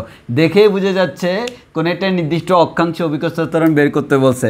তাহলে জি ল্যামডা = আমরা জানি G - omega square R cos square lambda, this is formula. তাহলে আমরা বলতে পারি জি এর মান কত 9.8 মাইনাস ওমেগা, ওমেগা এর মান কত ভাই? দেখো ওমেগা = আমরা কি জানি 2π/t।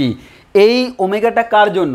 আহ্নিক গতির জন্য। তো আহ্নিক গতির জন্য পর্যায়কাল টি এর মান কত? 24 ঘন্টা, 24 আওয়ার। তাহলে আমি আনসার পাবো 7.272772 ইন্টু 10^5 হোল স্কোয়ার। এত রেডিয়ান পার সেকেন্ড স্কোয়ার আমরা পাবো, এত পাবো আর কি, আমরা এই মানটাই পাবো না। একটু প্লিজ, কই এটা কত পাইছে?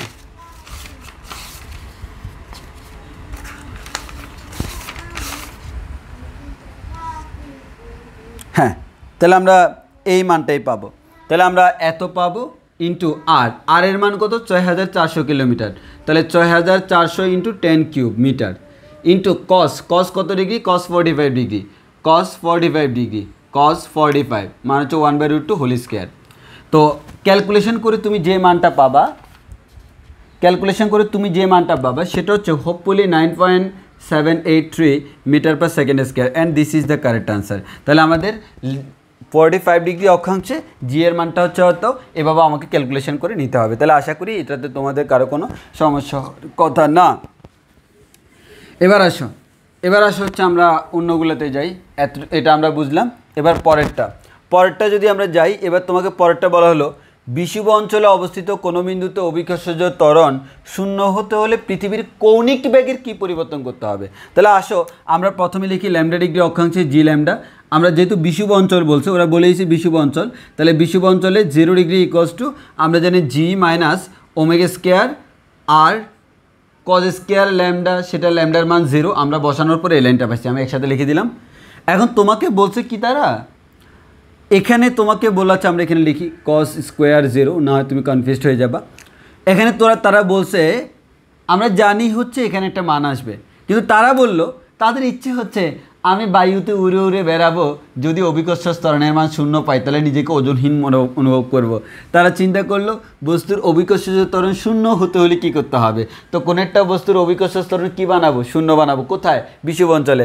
দ্যাট মিনস এই জিনিসটাকে তারা 0 বানাতে চাচ্ছে। তাহলে এটাকে 0 বানালে ইকুয়েশনটা কেমন হয়? 0 equals to G minus omega square R, এটুকুই হবে, কারণ কস 0 মানে হচ্ছে 1। তোমাকে কি বলছে? কৌণিক বেগের কি পরিবর্তন করতে হবে পৃথিবী। তাহলে এখানে কৌণিক বেগ কোনটা? এটা। তাহলে আমরা এখান থেকে বলতে পারবো omega square R equals to G. এখান থেকে বলা যায় omega square equals to G divide by R. এখান থেকে বলা যায় omega equals to √G divide by R. Calculation করে তুমি যে মানটা পাওয়ার কথা ওদের সলিউশন অনুযায়ী 1.237 ইন্টু 10^3 রেডিয়ান পার সেকেন্ড। তাহলে যদি তোমার বিষুব অঞ্চলে জি এর মান 0 হতে হয় তাহলে পৃথিবীর কৌণিক বেগ এত হইতে হবে। কিন্তু অ্যাকচুয়ালি কি পৃথিবীর কৌণিক বেগ এত না? পৃথিবীর অ্যাকচুয়াল কৌণিক বেগ যেটা সেটা হচ্ছে 7 ছিল 2722 ইন্টু 10^5। তাহলে আমি দেখতেছি অ্যাকচুয়ালি পৃথিবীর কৌণিক বেগ হচ্ছে এত, কিন্তু যদি কারণ অ্যাকচুয়ালি তো বিষুব অঞ্চলে 0 না, তো বললো যদি 0 বানাইতে হয় তাহলে পৃথিবীর কৌণিক বেগটাকে এত বানাইতে হবে। এর মানে পৃথিবী যদি এত সমকৌণিক বেগে ঘুরে তাহলে এটা হবে। তাহলে এখান থেকে তোমাকে যে কাজটা করতে হবে, তাহলে তুমি এখান থেকে যে কাজটা করবা যে পৃথিবীর কৌণিক বেগে কীরূপ পরিবর্তন করতে হবে। তো তুমি একটু খেয়াল করে দেখো, এই দুইটা মানের মধ্যে তুমি তাকাইলে দেখবা এখানে আছে tan−3 আর এখানে আছে tan−5। তাহলে কোনটা বড়? অবশ্যই আমার এটা বড়। তাহলে বড়টা থেকে ছোটোটা, তাহলে এটা যেহেতু বড় এর মানে বর্তমানে যা তার থেকে কৌণিক বেগ বাড়াইতে হবে, এর মানে পৃথিবীর স্পিড বাড়াই দিতে হবে। এর মানে হচ্ছে আমরা বলতে পারবো ওমেগা বাড়াতে হবে। এবার প্রশ্ন হলো কতটুকু বাড়াবো? তাহলে ওমেগা বাড়াইতে হবে সমান আমাদের বড়টা থেকে ছোটোটা বিয়োগ করে দাও। তাহলে আমাদের বিয়োগ করে দিলে যা পাবো এই পরিমাণ যদি কৌণিক বেগ বাড়িয়ে দিই পৃথিবীর, তাহলে পৃথিবীর কৌণিক বেগ ওই পরিমাণ যদি আমি বৃদ্ধি করতে পারি তাহলে বিষুব অঞ্চলে জি এর মানটা কত হবে? 0 হবে। এটাই তোমার কোয়েশ্চেন করা হয়েছে। এই ধরনের আরও ম্যাথগুলো তোমরা প্র্যাকটিস করে নিবে, আশা করি কোনো সমস্যা হবে। এবার তোমাদেরকে মোস্ট ইন্টারেস্টিং দুটা কোয়েশ্চেনের আনসার দিই। সেটা হচ্ছে ভাই অনেকে জিজ্ঞেস করে, আমি যখন বলি ভাই পৃথিবীর ভর হচ্ছে 5.98 × 10⁻24 কেজি অথবা 6 × 10⁻24 কেজি, অথবা সূর্যের ভর হচ্ছে 2 × 10⁻30 কেজি। অনেকে আমাকে বলে ভাই এটা কে আলগাইয়া দেখছে। তো অ্যাকচুয়ালি এটা আলগায়ে দেখার মতো কারো সামর্থ্য নাই, এটা আলগায়ে দেখে নাই, এটা আমাদের ক্যালকুলেশন করে বের করা হয়েছে। এখন আমার কথা হচ্ছে তোমাকে আমি কোয়েশ্চেন করলাম, তোমাকে আমি বললাম এই কাজটা করো, তুমি পারবা কি না? অবশ্যই পারবা। সেটা কিভাবে সেটা আমি দেখাই। তো প্রথম কথা হচ্ছে আমাকে বের করতে হবে পৃথিবীর ভর বের করতে হবে। তো এক্ষেত্রে আমরা পৃথিবীর ভর যেটা থেকে বের করি, আমি ধরে নিয়ে হচ্ছে পৃথিবীর ব্যাসার্ধ আমি জানি, অভিকর্ষ ত্বরণ জানি। তাহলে পৃথিবীর ভর এবং অভিকর্ষ ত্বরণ যদি জানি, আমরা পৃথিবী পৃষ্ঠে অভিকর্ষ ত্বরণ জানি G=gm/r²। এখানে জি মানে পৃথিবী পৃষ্ঠে অভিকর্ষ ত্বরণ, এটা আমি জানি। সার্বজনীন মহাকর্ষীয় ধ্রুবক আমি জানি। আর মানে পৃথিবীর ব্যাসার্ধ, সেটাও আমি জানি। বাকি আছে কি এম। এ এম মানে কি পৃথিবীর ভর। এম এর মান আমি ধরে নিচ্ছি জানি না, তো আমি যদি না জানি বের করি। তাহলে এখান থেকে gm=gr², m=gr²/g। জি এর মান হচ্ছে 9.8, আর এর মান হচ্ছে 6.4 × 10⁶, কারণ 6400 কিলোমিটার তাকে মিটারে নেওয়া হয়েছে। জি এর মান হচ্ছে এত। ক্যালকুলেশন করলে আসবে 5.98 × 10⁻24 কেজি। তোমরা এটা মুখস্থ করবা, অনেক জায়গায় 6 × 10⁻24 কেজি লেখা থাকে, don't worry, no problem, price same.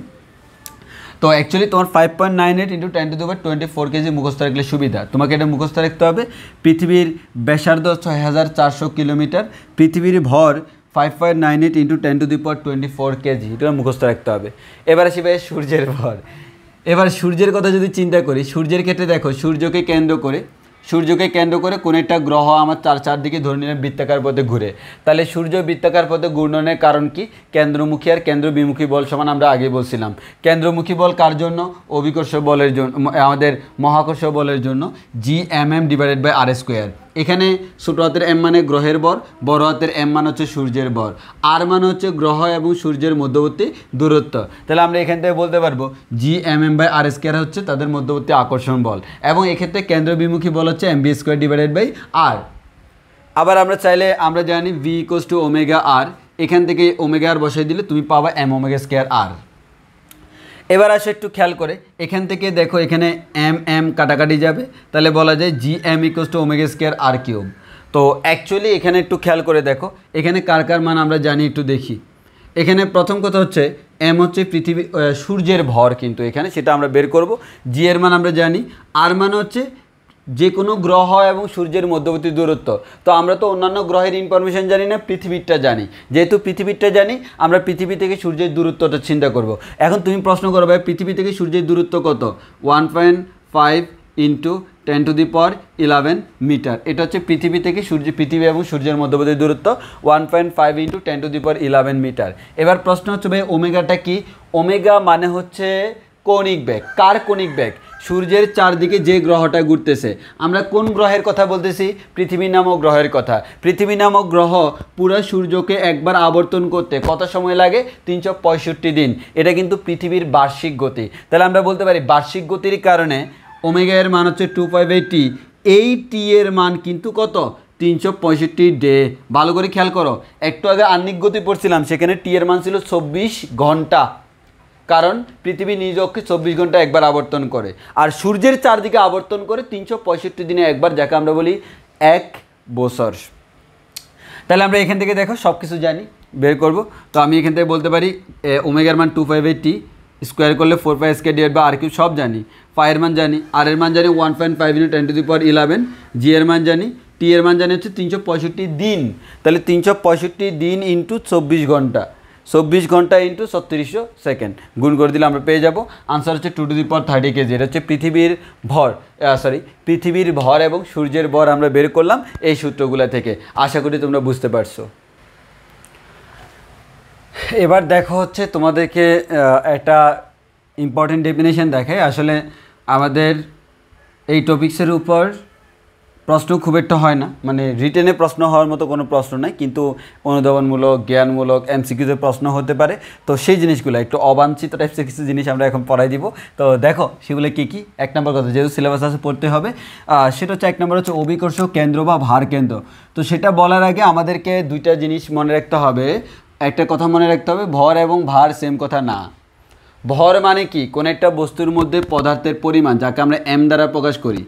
আর ভার মানে হচ্ছে কোনো একটা বস্তুর উপর পৃথিবীর আকর্ষণ, যাকে আমরা ওজন বলি। তাহলে ভর এবং ভার সেম কথা না। ভর মানে হচ্ছে এম, আর ভার মানে হচ্ছে ওজন, আকর্ষণটা। এটা মাথায় রাখতে হবে। তাহলে অভিকর্ষ কেন্দ্রের আরেকটা নাম হচ্ছে ভার কেন্দ্র। ভার কেন্দ্র, ভার কেন্দ্র এর মানে এটা কার সাথে রিলেটেড? ওজনের সাথে রিলেটেড। এবার আসো, আমার কাছে মনে করে এটা একটা বস্তু আছে, এই বস্তুর ওজন কোথায় কাজ করবে? পৃথিবীর কেন্দ্রের দিকে। এই বস্তুটাকে আমরা অনেকগুলো ক্ষুদ্র ক্ষুদ্র বস্তুর সমন্বয় ধরতে পারি, অর্থাৎ অনেকগুলো বস্তু ক্ষুদ্র ক্ষুদ্র কণার সমন্বয়ে এই পুরো বস্তুটা গঠিত হলো। তাহলে দেখা যায় হচ্ছে আমাদের প্রত্যেকটা কণার একটা ওজন আছে কিনা, আছে। প্রত্যেকটা কণার ওজন কোন দিকে কাজ করবে? পৃথিবীর কেন্দ্রের দিকে। পৃথিবীর কেন্দ্রের দিকে মানে হচ্ছে নিচের দিকে বলতে পারি। নিচের দিকে মানে পৃথিবীর দিকে তো পৃথিবী আছে, পৃথিবীর কেন্দ্রের দিকে, পৃথিবীর কেন্দ্রের দিকে, পৃথিবীর কেন্দ্রের দিকে। ওকে, সবগুলোই পৃথিবীর কেন্দ্রের দিকে কাজ করবে। এখন তোমার মনে প্রশ্ন আসতে পারবে সবগুলো এভাবে কেন কাজ করতেছে? হ্যাঁ, সবগুলো এভাবে কাজ করবে, কারণ এটা তো হচ্ছে আমাদের এই বিন্দুগুলো তো একেবারে কাছাকাছি, আর পৃথিবীর কেন্দ্র তো অনেক দূরে। তাহলে তোমার কাছে মনে হতে পারে ভাইয়া আমাদের এখানে একটা কণা যদি এখানে এইদিকে কাজ করে, এখানকার একটা কণা তো এইদিকে কাজ করবে, এই দুইটার মধ্যে ব্যবধান জানো? হাজার হাজার কিলোমিটার ব্যবধান। তাহলে আমাদের একটা বস্তু মানে হচ্ছে এই বিন্দুটা এখানে হলে ওই বিন্দুটা তার একেবারে পাশে, তাহলে আমাদের একেবারে সমান্তরাল ধরা যায়। সো এক্ষেত্রে তোমার কোনো ব্যাপার না, তোমরা কি করতে পারবা, একটা বস্তুর প্রত্যেকটা কণা সবার ওজন নিম্নমুখী ধরে নিলে হয়ে যাবে। এই যতগুলো নিম্নমুখী ওজন সবাইকে একই দিকে না, ওজনেরটা কি বল না, বল একটা ভেক্টর রাশি না, একই দিকে হলে কি হয়? যোগ হয়। এই সবার যোগফল এক যেটা থাকে আমরা বলি লব্ধি। এই লব্ধিটা কোনো একটা স্পেসিফিক বিন্দুতে কাজ করে, এই বিন্দুটাকে আমরা বলি হচ্ছে তার ভার কেন্দ্র বা অভিকর্ষ কেন্দ্র। অর্থাৎ কোনো একটা বস্তু এবং এই বস্তুটাকে যদি তুমি তার শেপটা চেঞ্জ করে দাও, মানে তুমি এটাকে পরিবর্তন করে অন্য কোনো পজিশনে বসাও, যেভাবে বসাও না কেন তার ভার কেন্দ্র নির্দিষ্ট একটাই, এই পয়েন্টটাই তার ভার কেন্দ্র, অলওয়েজ এটাই তার ভার কেন্দ্র। তাহলে আমরা বলতে পারি একটি বস্তুকে যেভাবেই রাখা হোক না কেন, বস্তুর ভেতরে অবস্থিত যে বিন্দুর মধ্য দিয়ে মোট ওজন ক্রিয়া করে, টোটাল ওজনটা যার মধ্য দিয়ে ক্রিয়া করে তাকে আমরা বলি হচ্ছে ভারকেন্দ্র। যদি আমার সুষম বস্তু হয় তাদের ক্ষেত্রে আমরা শিওরলি জানতে পারি ভারকেন্দ্র কোথায়। যেমন বৃত্তাকার কোনো বস্তুর ক্ষেত্রে আমাদের কি ভারকেন্দ্র মাঝখানে, গোলকের ক্ষেত্রে ভারকেন্দ্র মাঝখানে, আংটির ক্ষেত্রে মাঝখানে কেন্দ্রে। যদি সামান্তরিক হয় তাহলে সেক্ষেত্রে কর্ণদ্বয়ের ছেদবিন্দুতে ভারকেন্দ্র, যদি আয়তক্ষেত্র হয় কর্ণদ্বয়ের ছেদবিন্দুতে ভরকেন্দ্র, যদি ত্রিভুজ হয় তাহলে মধ্যমা ত্রয়ের ছেদবিন্দু, একটা মধ্যবিন্দুতে গেল, আরেকটা মধ্যমা ত্রয়ের ছেদবিন্দুতে। যদি আমার এরকম একটা দণ্ড হয় তাহলে দণ্ডের ঠিক মাঝখানে, যদি একটা সিলিন্ডার হয় সিলিন্ডারের যে অক্ষটা আছে অক্ষের ঠিক মাঝখানে আমার ভরকেন্দ্রটা কাজ করে, ভারকেন্দ্রটা।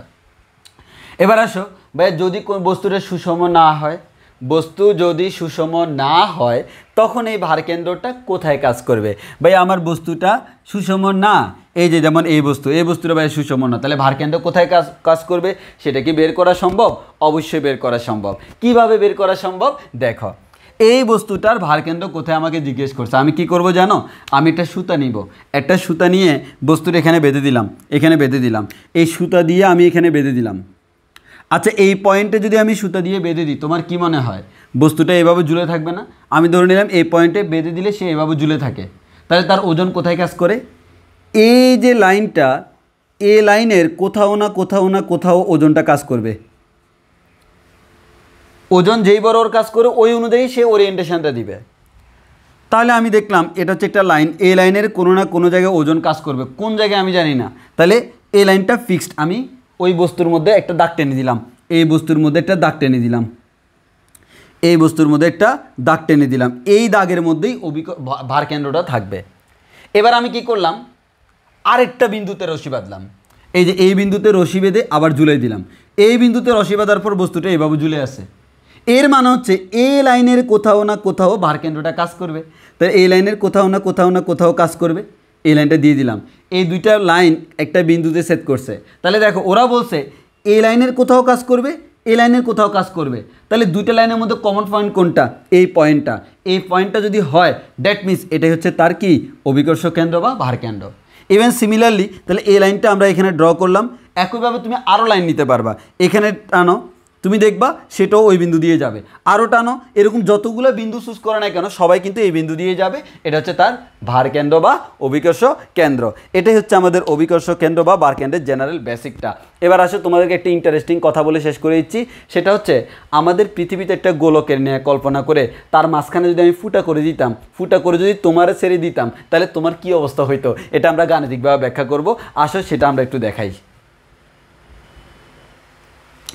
এবার আসি আজকের জন্য লাস্ট টপিকস এবং খুবই ইন্টারেস্টিং টপিক, সেটা হচ্ছে আমাদের পৃথিবীকে যদি আমি ধরে নিব, পৃথিবী একটি সুষম ঘনত্বের আর ব্যাসার্ধের গোলক, মানে পৃথিবীর সব জায়গায় ঘনত্ব সেম।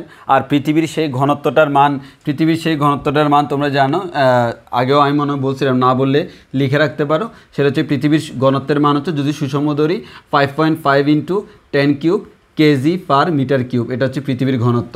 তা এখন হচ্ছে আমাকে বলা হলো, যদি এরকম হয়, পৃথিবী যদি একটা সুষম ঘনত্বের গোলক হয়, এই পৃথিবীর মাঝখান দিয়ে আমি এরকম ফুটা করে দেবো, সুড়ঙ্গ তৈরি করব।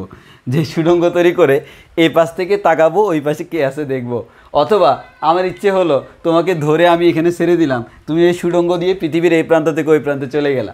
এখন আমার প্রশ্ন হচ্ছে, এখানে কি ধরনের সৃষ্টি হবে, আসলে ছেড়ে দিলে কি হবে, সেই জিনিসটা আমরা দেখব। যে এটা বলে রাখি, এটা নিতান্ত একটি কাল্পনিক ধারণা, এটা সম্পূর্ণ হচ্ছে কাল্পনিক। কেউ আবার পৃথিবী ফুটা করতে চলে যায়ও না, এটা সম্পূর্ণ হচ্ছে কাল্পনিক। পৃথিবীকে ছিদ্র করতে আবার চলে যায়ও না। তো কাল্পনিক আইডিয়া যে জেনে রাখার জন্য। তো আসো আমরা প্রথমত দেখে নিই সে তার গতিপথটা কেমন হবে। আমরা জানি প্রত্যেকটা বস্তুর গতিপথের একটা ইকুয়েশান থাকে। তো গতিপথের ইকুয়েশানটা যদি আমরা বের করতে পারি, সেখান থেকে আমি বলে দিতে পারবো তার গতিপথটা কেমন। যেমন গতিপথের সমীকরণ বের করে আমি আনসার পাইলাম হচ্ছে একটা বৃত্তের ইকুয়েশান, এর মানে তার গতিপথ বৃত্তাকার। এটা উপবৃত্তের ইকুয়েশান, তার গতিপথ উপবৃত্তাকার। এরকম যেরকম আমরা প্রাসের ক্ষেত্রে যখন বের করছিলাম, তখন আমরা পাইছিলাম তার গতিপথটা হচ্ছে কি, প্রাসের গতিপথটা হচ্ছে পরাবৃত্তের মতো। তো অ্যাকচুয়ালি খেয়াল করে দেখো, এখানে আমরা যে কাজটা করলাম সেটা দেখো। পৃথিবী পৃষ্ঠ থেকে ছিদ্র করে আমরা আমাদের সুবিধার জন্য যে কাজটা করলাম, পৃথিবী পৃষ্ঠ থেকে চিন্তা না করে আমরা আরেকটু ভিতরে গেলাম। ভিতরে মনে করো কোনো একটা বিন্দু আছে, এই বিন্দুতে আমরা এম্বরের কোনো একটা বস্তু রাখলাম। এই বস্তুটার কি দশা হবে সেটা চিন্তা করতেছি। এই বস্তুটা মনে করো পৃথিবীর কেন্দ্র থেকে কতটুকু বাইরে আছে, আর পরিমাণ। অর্থাৎ আমি পৃথিবীর কেন্দ্র থেকে তার দূরত্ব হচ্ছে আর পরিমাণ। তাহলে আর পরিমাণ দূরত্বে পৃথিবীর ভিতরে সে এই পজিশনে আছে। যদি পৃথিবীর ভিতরে সে এই পজিশনে থাকে এবং পৃথিবীর ব্যাসার্ধ যদি বড় হাতের আর হয়, এই বস্তুটার ভর যদি এম হয়, তাহলে আমরা বলতে পারি এই বস্তুটার উপর পৃথিবীর কেন্দ্রের দিকে যে আকর্ষণ বলটা কাজ করবে, সেই আকর্ষণ বল F = Gmm/r²। বলে রাখা ভালো, জি সবার জন্য সেম। এম মান হচ্ছে এই বস্তুটার ভর, বড় হাতের এম প্রাইম মান হচ্ছে পৃথিবীর যে অংশটা তাকে আকর্ষণ করে। গত ক্লাসেই বলছিলাম যে সে যখন এখানে আসে, এটাকে কেন্দ্র করে কোনো একটা গোলক যদি কল্পনা করি, এই গোলকটাই শুধুমাত্র তাকে আকর্ষণ করবে। তাহলে ভরটা হচ্ছে এম প্রাইম, মানে হচ্ছে এই গোলকের ভরটা হচ্ছে এম প্রাইম /r² মানে দূরত্ব। এবার সামনে একটা মাইনাস চিহ্ন, এই মাইনাস চিহ্নটা দেওয়া হয়েছে কারণ এটা সবসময় আকর্ষণ করে। আমাদের মাইনাস দ্বারা বোঝায় হচ্ছে আকর্ষণধর্মী অ্যাকচুয়ালি। তো সেই কারণে দিছি, মাইনাসটা দিলে আমাদের এখানে একটু সুবিধা হয়, না দিলেও খুব একটা সমস্যা নেই। আমাদের অ্যানালাইসিস সুবিধার্থে আমরা মাইনাসটা দিচ্ছি, যে মাইনাস দ্বারা এখানে কিন্তু কোনো মান বোঝাচ্ছে না। জাস্ট এই মাইনাস চিহ্নটার মিনিং হচ্ছে পৃথিবী বস্তুটাকে আকর্ষণ করতেছে, এটাই আমার মাইনাস চিহ্নটা দ্বারা মিন করতেছে। আচ্ছা, এবার দেখি তাহলে আমরা যে জিনিসটা দেখতে চাইছিলাম সেটা হচ্ছে এই যে পৃথিবী। তাহলে পৃথিবীর এখান থেকে আমরা যদি এটা বের করি, এফের মান বের করি, মাইনাস চিহ্নটা জাস্ট অনলি আকর্ষণ মিন করতেছে। যেমন তোমরা কুলম্ব বল যদি বের করো, সেকেন্ড পেপারে আমরা করব স্থিরতড়িৎ অধ্যায়ের মধ্যে, সেখানে কুলম্ব বল বের করলে দেখবা বিপরীতধর্মী আদান পরস্পরকে আকর্ষণ করে, সেখানে এফের মানটা অলওয়েজ নেগেটিভ আসে। অর্থাৎ আকর্ষণ বুঝাতে আমরা মাইনাস চিহ্ন ইউজ করি। তো একটু খেয়াল করে দেখো, আমাদের এখানে মাইনাস চিহ্ন পরের কথা, এটা আমরা দিলাম। এখন এম প্রাইমের মান কীভাবে বের করব? আমরা জানি ভর সমান ঘনত্ব ইন্টু আয়তন। তাহলে ঘনত্ব মানে পৃথিবীর ঘনত্ব সব জায়গায় সেম ধরে নিচ্ছি, সুষম। আয়তন মান হচ্ছে ভি প্রাইম, মানে হচ্ছে এই গোলকটার আয়তনটা হচ্ছে আমাদের ভি প্রাইম। এবার আসো এটা কেমন, একটা গোলক। তাহলে গোলক মানে তার আয়তন কত, 4/3 πr³। কোন গোলক? ছোট গোলক, ব্যাসার্ধ কত, আর। তাহলে আমরা বলতে পারি গোলকের আয়তন হচ্ছে 4/3 πr³। এখন একটু খেয়াল করে দেখো, আমরা যদি কাটাকাটি করি, এখানে r² r³ কাটাকাটি করলে একটা আর থাকে। এটাকে সুন্দর করে সাজাইয়ে আমি এখানে লিখলাম মাইনাস, এই মাইনাস চিহ্ন 4/3 Gm⁵ρ, এই -4/3 Gm⁵ρ, তার সাথে একটা আর আছে। আরটা কিন্তু আমাদের কনস্ট্যান্ট না, বাকি সবাই কনস্ট্যান্ট। দেখো জি কনস্ট্যান্ট, বস্তুর ভর কনস্ট্যান্ট, ফাই কনস্ট্যান্ট, পৃথিবীর ঘনত্ব কনস্ট্যান্ট, কিন্তু আর কনস্ট্যান্ট না। কেন আর কনস্ট্যান্ট না? কারণ বস্তু তো অলওয়েজ এখানে থাকবে না, বস্তুটা আস্তে আস্তে নিচের দিকে নামবে, তাহলে আর এর মানটা চেঞ্জ হইতে থাকবে। তাহলে আমি দেখলাম আরটা আমার কনস্ট্যান্ট না, বাকি পুরোটাকে কনস্ট্যান্ট কে ধরলাম। তাহলে আমি এখান থেকে কী পেলাম, F equals to minus K into R. এর মানে F is proportional to minus R. এর মানে বল হচ্ছে সরণের সমানুপাতিক এবং বিপরীতমুখী। এটা কার শর্ত? সেটা হচ্ছে সরল দোলন গতি বা সরল চন্দিত গতি স্পন্দনের শর্ত, সরল চন্দিত গতির শর্ত, যেটা আমরা আমাদের 7 নম্বর অধ্যায় 8 নম্বর অধ্যায়ে পড়ব। তো মেইনলি তোমরা 9-10 থেকে জানো আমাদের সিম্পল হারমোনিক মোশন বা সরল দোলন গতির শর্ত হচ্ছে প্রযুক্ত বল সরণের সমানুপাতিক এবং বিপরীতমুখী। এর মানে আমি বুঝলাম যেহেতু বলটা বের করার পর বল এই সিচুয়েশনের ক্ষেত্রে বল সরণের সমানুপাতিক এবং বিপরীতমুখী আসছে, আর এখানে আমরা কোনো বাধা কাউন্ট করতেছি না, আমরা ধরে নিচ্ছি এখানে কোনো বাধা নাই। তাহলে আমাদের বল সবসময় সরণের সমানুপাতিক এবং বিপরীতমুখী। এর মানে এটা কোন ধরনের গতি? সরল দোলন গতি। এর মানে হচ্ছে কোনো একটা বস্তুকে ছেড়ে দিলে সে সরল দোলন গতিতে কম্পিত হতে থাকবে। কি হবে দেখো, তোমাকে মনে করো এখানে ছেড়ে দিলাম, তুমি এখান থেকে পৃথিবীর এই প্রান্তে যাবা, আবার উপরে উঠবা, আবার যাবা, মানে আজীবন এভাবে চলতেই থাকবে। কেন? তুমি এখানে আসো, পৃথিবীর কেন্দ্র তোমাকে টানতেছে, টানতে টানতে তুমি দেখো যতই তুমি পৃথিবীর কেন্দ্রের কাছাকাছি যাচ্ছ, দূরত্ব যতই কমতেছে আকর্ষণ বল কিন্তু কমতেছে। কেন্দ্রে গেলে আকর্ষণ বল শূন্য, কিন্তু গতি জড়তার কারণে তুমি নিচের দিকে চলে যাবা। তুমি এখান থেকে দেখো এই দূরত্ব হচ্ছে 6400 কিলোমিটার। 6400 কিলোমিটার যখন তুমি যাবা তখন খুবই অনেক বেশি একটা ভ্যাগ থাকবে। তো তুমি তখন নিচের দিকে গমন করবা, এদিক থেকে নিচের দিকে চলে যাচ্ছ, নিচের দিকে যখন যাচ্ছ কেন্দ্র আবার তোমাকে টানতেছে, যাইতে যাইতে যাইতে এতটুকু গেলা, এরপর আবার উপরের দিকে উঠলা, আবার নিচে নামলা, উপরে নিচে উপরে নিচে, অল টাইম চলতে থাকবে। এটাকে আমরা বলতে সরল দোলন গতি, আজীবন এভাবে চলতেই থাকবে। এবার আসি আমাদের এবারে হচ্ছে এতটুকু গেল। এখন হচ্ছে আমরা কি করব? এখন আমরা যে কাজটা করব, আমরা বুঝে গেছি তার গতি কোন ধরনের গতি, সরল দোলন গতি। তাহলে এখন যদি তোমাকে কোয়েশ্চেন করা হয় পৃথিবীকে একটা সুষম গোলক ধরে তার মাঝখানে একটা সুড়ঙ্গ তৈরি করে কোনো একটা বস্তুকে ফেলে দিলে তার অবস্থা কী হবে? সে সরল দোলন গতিতে দুলতে থাকবে। এখন যদি সরল দোলন গতি বলো তাহলে তার একটা পর্যায়কাল থাকে না? জি ভাইয়া থাকে। এই সরল দোলন গতির পর্যায়কালের সূত্র আমরা পরে প্রমাণ করব, আপাতত মুখস্থ করো। সরল দোলন গতির পর্যায়কাল T = 2π√m/k। এম মানে কি? এম মানে হচ্ছে যে বস্তুটার কথা বলতেছি সেই বস্তুর ভর। কে মানে হচ্ছে ধ্রুবক। কোন ধ্রুবক? এই যে সরল দোলন গতির ধ্রুবক এখানে, এই যে এখানে এই ধ্রুবকটা হচ্ছে কে। কে এর মানটা কত? এটা। এই কে এর মানটা আমরা এখানে বসাই দিলাম। কে এর মানটা বসাই দিলে 4/3টা হয়ে গেল, 3/4 পুরোটা বসে গেল।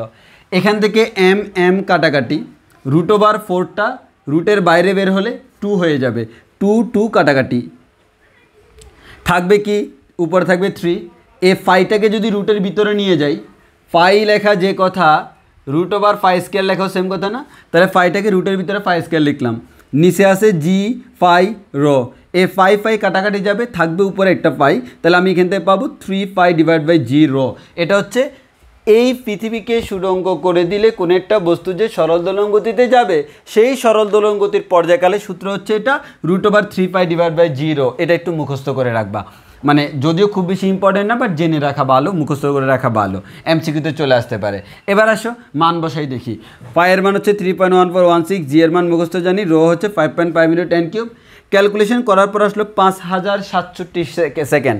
এত সেকেন্ড মান হচ্ছে বলা যায় প্রায় 48.46 মিনিট, বা আমরা এটাকে বলতে পারি হচ্ছে 84 মিনিট 27 সেকেন্ড। এটা হচ্ছে তার কি পর্যায়কাল। পর্যায়কাল মানে কি? এখান থেকে ছেড়ে দিলাম, সে নিচে গিয়ে আবার উপরে উঠে আসলো, দিস ইজ কল্ড পর্যায়কাল। এক জায়গা থেকে যাইয়া আবার সেখানে আসলো পর্যায়কাল। এর মানে এই 84 মিনিট 27 সেকেন্ডে সে কী করছে? 84 মিনিট 27 সেকেন্ডে সে নিচে গেছে, আবার উপরে উঠে আসছে। তাহলে তার অর্ধেক সময় যদি আমি করি, তাকে 2 ভাগ করলে আমরা পাচ্ছি 42 মিনিট 13.5 সেকেন্ড। প্রায় আমরা 42.2 বা 3 বলতে পারি। তো 42 মিনিট ধরে নিলাম, প্রায় 42 মিনিট। 42 মিনিট সে নিচে যাচ্ছে আর 42 মিনিটে উপরে উঠতেছে, 42 মিনিটে নিচে যাচ্ছে, 42 মিনিটে উপরে উঠতেছে। মানগুলো একটু মুখস্থ রাখবা। 42.3 বা 42.2 বলা হয় এক কথায় 42 মিনিট 13.5 সেকেন্ড। আর আমাদের উপরে উঠতে এবং নামতে টোটাল সময় হচ্ছে 84 মিনিট 27 সেকেন্ড। তাহলে আমরা বুঝতেই পারতেছি এটা হচ্ছে পর্যায়কাল, পর্যায়কালের অর্ধেক মানে হচ্ছে সে এই প্রান্ত থেকে এই প্রান্তে গেছে। তাহলে তুমিকে যদি এদিক দিয়ে ছেড়ে দিই, তুমি এদিক দিয়ে ছেড়ে দিলাম, ছেড়ে দেওয়ার পর কতক্ষণ পর তোমাকে এই প্রান্তে দেখা যাবে? তোমার এই যে 42 মিনিট 13.5 সেকেন্ড পর তোমাকে দেখা যাবে পৃথিবীর এই পজিশনে। এটা পুরোটাই কাল্পনিক, কখনো সম্ভব না, এটা সম্পূর্ণ অসম্ভব একটা কল্পনা। তো এতটুকু পর্যন্ত থাকুক। আসলে রোজা থেকে ক্লাস বানানো খুবই কষ্টকর, তাও চেষ্টা করলাম যে পুরো জিনিসটা সুন্দর করে গুছাই দিতে, কারণ টাইম ম্যানেজ করাটা একটু কঠিন হয়ে যাচ্ছে। এখন ইফতারের টাইম হয়ে গেছে অলরেডি। আচ্ছা ঠিক আছে, তাহলে আমাদের আর আজকে বর্ধিত করা সম্ভব না, আর এনার্জিও না, ইফতারের টাইম হয়ে গেছে। আমরা এখন তাহলে এতটুকুর মধ্যে থাকি, তোমরা এতটুকু পড়ে নিবা। আর আমাদের 2টা ক্লাস লাগবে ওদের শেষ করতে। 2টা ক্লাস মানে হচ্ছে 2টা ক্লাস হচ্ছে থিওরি শেষ করতে, এরপর আরেকটা ক্লাসে আমরা আরও কিছু এক্সট্রা ম্যাথ করাবো। সো এর মাধ্যমে আশা করতেছি 3 ক্লাসের মধ্যে ইনশাল্লাহ আমরা এই অধ্যায় পুরোটাই 100% কাভার করে ফেলতে পারবো। খুবই ছোটো একটা অধ্যায়। সো আজকের ক্লাস এতটুকু পর্যন্ত। সবাই ভালো থেকো, সুস্থ থেকো, আল্লাহ হাফেজ, আসসালামু আলাইকুম।